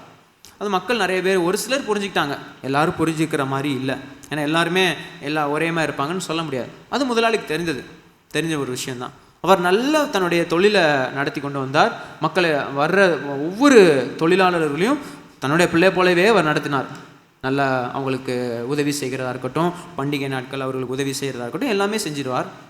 அவங்களுக்கு தேவையான அவங்க வேலைக்கு அவங்க எந்த விதமான ரொம்ப கஷ்டப்படாமல் அவங்க வேலை பார்க்கணுன்ட்டு எல்லா விதமான உபகரணங்களும் அவங்களுக்கு நல்லா செய்து கொடுப்பார். அவங்களுக்கு தேவையான அடிப்படை வசதிகள் எல்லாத்தையும் செய்து கொடுப்பார். அரசாங்கத்திலேருந்து பெற வேண்டிய எல்லா காப்பீடுகளையும் எல்லாத்தையும் நேர்த்தியாக அவர் செய்து அவங்களுக்கு நல்ல இன்சூரன்ஸ்லாம் போட்டு நல்லா அந்த தொழிலை நடத்தி கொண்டு வந்தார். ஒவ்வொரு நாளும் அவர் செய்வாராம், ஒரு நோட்டீஸ் போர்டில் மட்டும் என்ன பண்ணுவார், அறிவிப்பு பலகையில் ஒவ்வொரு நாளும் ஒரு எழுதி போடுவாராம். என்ன, நீங்கள் இப்படி வாழ்க்கையின் சட்டங்கள் அப்படின்னு சொல்லிட்டு ஒவ்வொரு நாளும் ஒவ்வொரு சட்டங்கள் எழுதி போடுவார். நீங்கள் இப்படி தான் இருக்கணும், உங்கள் பணத்தை இப்படி நீங்கள் செலவு பண்ணணும், நீங்கள் உங்கள் வாழ்க்கையில் நீங்கள் இப்படிப்பட்ட ஒரு முயற்சி எடுக்கணும், நீங்கள் சுகாதாரமாக வாழ்வதற்கு, ஆரோக்கியமாக வாழ்வதற்கு ஒவ்வொரு நாளும் ஒவ்வொரு கருத்துக்களை எழுதி போடுவாராம். வாழ்க்கைக்கு தேவையான சட்டங்கள். இப்படிலாம் வாழ்ந்தால் வாழ்க்கை நன்மையாக இருக்கும், நல்லா இருக்கும். ஏன்னா இவங்களுக்கு நம்ம வெறும் வேலை மட்டும் கொடுக்கக்கூடாது, இவங்களுடைய வாழ்க்கை முறையை நல்லா மாற்றணும்னா அவங்க பிள்ளைங்க, அவங்களுடைய சந்ததி நல்லா வரும் அப்படின்னு சொல்லிட்டு எப்பயுமே அவர் அந்த அறிவிப்பு பலகையில் ஒவ்வொரு நாளும் ஒவ்வொரு கருத்துக்கள் எழுதி போடுவாராம். அப்போது மக்கள்லாம் பார்ப்பாங்களாம். அவர் எழுதி போடும்போது ஒரு ஆர்வத்தில் முதல்ல ஒரு மாதம் நல்லா பார்த்து அப்படியே இருந்தாங்களாம். அப்புறம் போகிறப்ப சரி இன்றைக்கி முதல்ல இதை எழுதி போட்டுக்காரு அப்படின்னு போயிடுவாங்களாம். அவர் டெய்லி காலையில் வந்தோடனே அதை அவங்க மேலே இருக்கிற கரிசனையில் எழுதி போடுவார். நீங்கள் இப்படிலாம் வாழ்ந்தீங்கன்னா என்ன மாதிரி நல்ல ஒரு முதலாளியாக, இல்லை நல்ல பணத்தை நீங்கள் கையாளுவதா, நல்ல ஆரோக்கியமாக நீங்கள் நல்ல குடும்பத்தை கட்டி எழுப்புகிறவர்களாக, நல்ல சமுதாயத்தில் நீங்கள் நல்லா தேறினவர்களாக வருவதற்கு ஒவ்வொரு எழுதி போடணும். கடன் வாங்காமல் இருக்கலாம், வியாதி இல்லாமல் இருக்கலாம், உங்கள் குடும்பத்தை எப்படிலாம் நேசித்து நீங்கள் வழி நடத்தலாம், இப்படி நல்ல கருத்துக்கள் எழுதி போடுவாராம். பார்க்கவே மாட்டாங்களாம் மக்கள். அவர் சிசிடிவிலேருந்து பார்த்தே இருப்பாங்க, யாராவது நின்று வாசிக்கிறாங்களா. ஏன்னா வாசிக்கிறதுக்கு எப்படியும் ஒரு 2 நிமிஷமாவது எடுத்துக்கும். ஏன்னா அவர் ஒரு சின்ன ஒரு பத்தி எழுதி போடுவாராம். என்னடா இது நம்ம எழுதி போட்டே இருக்கோம், இது பல வருஷங்களாக எழுதி போட்டே இருந்தார், ஆனால் பார்க்கவே இல்லை. மக்களுக்கு எல்லாத்துக்கும் ரொம்ப என்ன ஆயிடுச்சு, விரக்தி. நம்ம முதலாளிக்கு வேறு வேலையே இல்லை, நம்ம வேலையே எப்படியோ கொடுக்குறாரு, இது போய் அது வேறு வாசிக்கணுமா அப்படின்னு சொல்லிட்டு அவங்களுக்கு ஒரே விரக்தி, இப்படியே போயிட்டே இருக்கிறாங்க. ஒரு நாள் ஒரு சின்ன ஒரு மீட்டிங் வச்சாராம். இது கிட்டத்தட்ட ஒரு பல வருடங்களாக தொடர்ந்து போயிட்டு இருந்துச்சு. கொஞ்சம் நாட்கள் கழித்து சரி இன்னைக்கு என்ன பண்ணுவோம், இவங்களுக்காக எவ்வளோ எழுதி போட்டிருக்கோம், ஒரு வாட்டி நம்ம சொல்லி பார்ப்போம், இது என்ன மாதிரியான விளைவுகளை அவங்க வாழ்க்கையில் கொண்டு வரும், நல்ல விளைவுகளை கொண்டு வரும் அப்படிங்கிறத ஒரு எடுத்துரைப்போம் அப்படின்னு சொல்லிட்டு எல்லாரையும் கூப்பிட்டாராம். ஒரு மீட்டிங் போட்டாங்களாம், எல்லோரும் உட்காந்துருந்தாங்களாம். அவர் வந்தாராம். மேனேஜர் சொன்னாராம், இன்றைக்கி முதலாளி நம்ம கூட பேச போகிறாரு, எல்லோரும் இந்த நேரத்துக்கு வந்துருங்க. எல்லோரும் சாப்பிட்டு முடிச்சுட்டு வந்தாங்களாம். வழக்கம் போல் தூங்குறவங்க தூங்கிட்டு இருந்தாங்க, கேட்குறவங்க கேட்டாங்க, கேலி பண்ணுறவங்க கேலி பண்ணிகிட்டே இருந்தாங்க, கவனமாக கவனிக்கிறவங்க 2-3 பேர் கவனிச்சுட்டு இருந்தாங்க. முதலாளி வந்தோடனே எல்லாருக்கும் என்ன பண்ணாராம், எல்லாருக்கும் கொஞ்சம் ஜூஸ் கொடுங்க, ஒரு கேம் வைங்க அப்படின்னு வச்சாராம். எல்லோரும் உற்சாகமாயிட்டாங்களாம். அவர் சொன்னாராம், உங்கள் மேலே இருக்கிற கரிசனையிலையும் அக்கறையிலையும் தான் நான் என்ன பண்ணுறேன், ஒவ்வொரு நாளும் உங்கள் வாழ்க்கையில் நீங்கள் எப்படி வாழணும், எப்படிப்பட்ட சாப்பாடெலாம் சாப்பிடணும், எப்படிலாம் நீங்கள் உங்கள் ஹெல்த்தை உடலை பார்த்துக்கணும், பிபி சுகர் ப்ரெஷர் எதுவும் இல்லாமல் என்ன மாதிரியான விஷயங்கள்லாம் இருக்கணும், அதற்கு உதவி செய்வதற்கு உண்டான ஒரு சில எண்களையும் நான் கீழே போட்டிருந்தேன். அங்கே போனீங்கன்னா நம்ம கம்பெனி பேர் சொன்னீங்கன்னா உங்களுக்கு மருத்துவம் எல்லாமே ஒரு இலவசமாக கிடச்சிருக்கும், எல்லாமே சொன்னேன். யாராவது போனீங்களான்னு கேட்டேன், யாருமே போகல அப்படின்னா. எனக்கு தெரியும், ஏன்னா அந்த டாக்டர்கிட்ட நானும் கேட்டேன், யாருமே வரலன்னு சொன்னார். நான் இப்படி ஒரு நல்ல விஷயங்கள் நான் நல்லா எழுதி போட்டே இருந்தேன். உங்கள் பணத்தை கையாளுவது எப்படி சேமிக்கலாம், சிறுக சேமித்தா எப்படி நீங்கள் ஒரு விஷயத்தை வாங்கலாம், கடனே வாங்காமல் வாழ்வது எப்படி, அப்புறம் உங்களுடைய பொருளாதாரத்தை சரியாக பராமரிப்பது எப்படி, உங்கள் வாழ்க்கை உங்கள் குடும்பத்தை உங்கள் பெற்றோராக நீங்கள் உங்கள் பிள்ளைகளை எப்படி நீங்கள் வளர்த்து எடுக்கலாம், எங்கெல்லாம் போகலாம், எப்படிலாம் நீங்கள் செலவு பண்ணலாம், எப்படி உங்கள் சமுதாய பண்புகளை வளர்த்து கொள்ளலாம், நல்லா பேசுறது, மனசில் எதுவுமே வச்சுக்காமல் தூய்மையாக வாழ்கிறது, வாழ்க்கையை நல்லா சந்தோஷமாக வாழ்வது நான் கருத்துக்கள் எழுதி போட்டேன். நீங்க யாருமே கேட்கல, அதை கண்டுகொள்ளவே இல்லை, உதாசீனப்படுத்திட்டீங்க அப்படின்னு சொன்னாராம். இதெல்லாம் கேட்டுக்கொண்டு அவங்க எல்லாருக்கும் ரொம்ப என்ன ஆயிடுச்சான், அப்படியே மனசுக்குள்ள என்ன இருக்கு, ஒரு மாதிரி ரொம்ப வேதனையிலே கேட்டாங்களாம். நம்ம முதலாளி நம்ம மேல ரொம்ப கரிசனை உள்ளவராக இருந்திருக்கிறாரு, நம்ம மேல அவ்வளோ அக்கறையா, நம்மளுக்கு சம்பளம் கொடுத்ததோட போயிருக்கலாமே, இவ்வளோ அக்கறையா நம்ம இந்த முதலாளி நம்ம மேல இருந்திருக்கிறாரு, நம்ம தான் என்ன பண்ணோம், முதலாளியை புரிஞ்சிக்காமல் போயிட்டோமேன்னு ரொம்ப கஷ்டப்பட்டாங்களாம். அதுக்கப்புறம் அவங்களே சொன்னாங்களாம், இனி நீங்கள் ஒரு கருத்து இல்லை, நீங்கள் போட்ட கருத்து எல்லாத்தையும் என்ன பண்ணுங்கள், மறுபடியும் எழுதுங்க, நாங்கள் அதை என்ன பண்ணுறோம், பின்பற்றுறோம், அதை நாங்கள் என்ன பண்ணுறோம், நாங்கள் செயல்படுத்துகிறோம் அப்படின்னு சொல்லி அர்ப்பணித்து அந்த முதலாளிக்கு எல்லாருமே கண்ணீர் மல்க நன்றி சொன்னாங்களாம். அப்புறம் தான் அந்த முதலாளிக்கு ரொம்ப ஒரு என்ன ஆச்சான், ஒரு சந்தோஷம் இருந்துச்சு. இப்படி தான் ஆண்டவர் அன்னைக்கு மோசேக்கிட்ட நியாயப்பிரமாணத்தை கொடுத்தார், நீ இப்படி வாழணும் இப்படி வாழக்கூடாதுன்ட்டு. அது வெறும் இந்த மாதிரி சட்ட புஸ்தகமாக தான் இருந்துச்சு முதல் 5 ஆகமத்தில். நீங்கள் அதை படிக்கணும்னா லேவியராகவும் யாத்ராகமும் லேவியராகவும் என்னாகும் உபாகமத்தில் நீங்கள் படிக்கலாம். சட்ட புஸ்தகமாக இருக்குது, இதில் என்னப்பா இருக்குது அப்படின்னு நீங்கள் இந்த வேதத்தை நீங்கள் புறக்கணிச்சுக்கிட்டே இருந்தீங்கன்னா உங்கள் வாழ்க்கைக்கு தேவையான நல்ல ஒரு குணாதிசயங்களை நீங்கள் இழந்து விடுவீங்க. எப்படி வாழ வேண்டும், எப்படிப்பட்ட ஒரு வாழ்க்கையை நடத்த வேண்டும், எப்படிப்பட்ட சந்தோஷமான ஒரு குடும்பத்தை நீங்கள் நடத்த வேண்டும், உங்கள் வாழ்க்கையில் எல்லா விதத்துலையும் நீங்கள் ஆசீர்வாதமாக இருப்பதற்கு இந்த சத்திய வேதம் நமக்கு உதவி செய்கிறது. இன்னைக்கு இது எல்லாவற்றையும் இயேசு கிறிஸ்து உங்கள் இருதயத்தில் எழுத விரும்புகிறார். அதுதான் அந்த வார்த்தை. அந்த வார்த்தையின் மேன்மை அதுதான். அந்த வார்த்தையை நீங்கள் நானும் கடைபிடிக்க இந்த காலையில் அர்ப்பணிப்போமா? எல்லோரும் முழங்கால் படிட்டு ஆண்டவர்கிட்ட நீங்கள் செபிங்க, அர்ப்பணிங்க. ஆண்டவரே, நான் பல முறை உம்முடைய வார்த்தை உண்மை நான் அறிந்து கொள்ளவில்லை, முழுமையாக ஏற்றுக்கொள்ளவில்லை. என்னை மன்னிங்கப்பா. உமக்கு ஒரு சிறந்த சாட்சியாய் வாழ வேண்டிய தருணங்களை நான் இழந்து விட்டேன். என்னுடைய நண்பர்கள் முன்னதாக, என்னுடைய உறவினர்கள் முன்பதாக அவங்க அப்படி சொல்கிறாங்களே அப்படின்னு சொல்லிட்டு நான் ஆண்டவரே, நான் பல விதத்தில் நான் விட்டு கொடுத்துட்டேன் ஏசப்பா. விக்கிரகங்களுக்கு விட்டு கொடுத்துட்டேன். விக்கிரகமான காரியங்களை செய்வதற்கு நான் இடம் கொடுத்துட்டேன். உமக்கு பிரியமில்லாத இடத்துல நான் ஆண்டவரே நான் போய் இணைந்து விட்டேன். பல விஷயங்களை உமக்கு சாட்சியாய் வாழ வேண்டிய இடத்துல நான் சாட்சியாய் நிற்க முடியாமல் நான் போயிட்டேன். அது மூலமாக உங்களுடைய நாமம் தூஷிக்கப்பட்டதப்பா. என்னை மன்னிங்க. இன்றிலிருந்து நான் ஒரு முடிவு எடுக்கிறேன். என்னால் பலரும் உம்மை விசுவாசிக்கும்படியாக சாட்சியாக நான் வாழ என்னை அர்ப்பணிக்கிறேன். சிறந்த சாட்சியாக நான் வாழ அர்ப்பணிக்கிறேன் ஏசப்பா. எனக்கு உதவி செய்யுங்க. ஆண்டவர்கிட்ட கேட்குறீங்களா? நீங்கள் கேளுங்க. ஆண்டவரே, என்னை மறுபடியும் பிறப்புக்க ஆண்டவரே நீர் சித்தமுள்ளவராக இருக்கிறீர். எனக்கு ஒரு விஷயம் இன்னொரு வாய்ப்பை கொடுங்க. தேவனுடைய பிள்ளையாய் நான் வாழ நான் அர்ப்பணிக்கிறேன். நம்முடைய பிள்ளையாய் நான் மாற்ற என்னை மனம் திரும்பி நான் அர்ப்பணிக்கிறேன் ஏசப்பா. நான் மனம் திரும்புகிறேன். சாட்சியாய் வாழ நான் மனம் திரும்புகிறேன். நீதியாய் பரிசுத்தமாய் வாழ, உம்முடைய பிள்ளையாய் வாழ, சகல அதிகாரங்களையும் உரிமைகளையும் உரியவனாய் நான் வாழ நான் அர்ப்பணிக்கிறேன் ஏசப்பா. உம்முடைய கிருபை எனக்கு கொடுத்துருங்க. உம்முடைய சத்தியத்தை எனக்குள்ளே நீங்கள் விதைங்கப்பா. என் இருதய பலகையில் என்னுடைய வாழ்க்கையின் நன்மைக்கு ஏதுவான காரியங்களை நீர் பேசுகிறீர் என்பதை நான் உணர்ந்து என்னை நான் முழுமையாக அர்ப்பணிக்கிறேன். என் ஆவியை, என்னுடைய ஆத்மா, என்னுடைய சரீரம், என்னுடைய சிந்தை, என்னுடைய செயல்கள், என்னுடைய உணர்வுகள் எல்லாவற்றையும் நீர் உம்முடைய கிருபையும் சத்தியமும் ஆளுகை செய்யட்டும். தகப்பனே, என்னை நீங்கள் நடத்துங்கப்பா. தகப்பனே, நீர் என்னை நடத்தும். நீர் என்னை நடத்தும். ஜீசஸ், ஹல்லேலூயா. உமக்கு சாட்சியாக வாழ என்னை ஒப்பு கொடுக்கிறேன் ஆண்டவரே.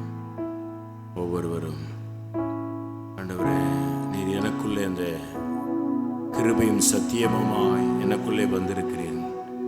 என்னிலிருந்து நீர் பேசுவதற்காக ஸ்தோத்திரம் ஆண்டவரே. நீர் பேசுகிற வார்த்தையை கேட்டு அதன்படி நடக்க என்னை ஒப்பு கொடுக்கிறேன் ஆண்டவரே.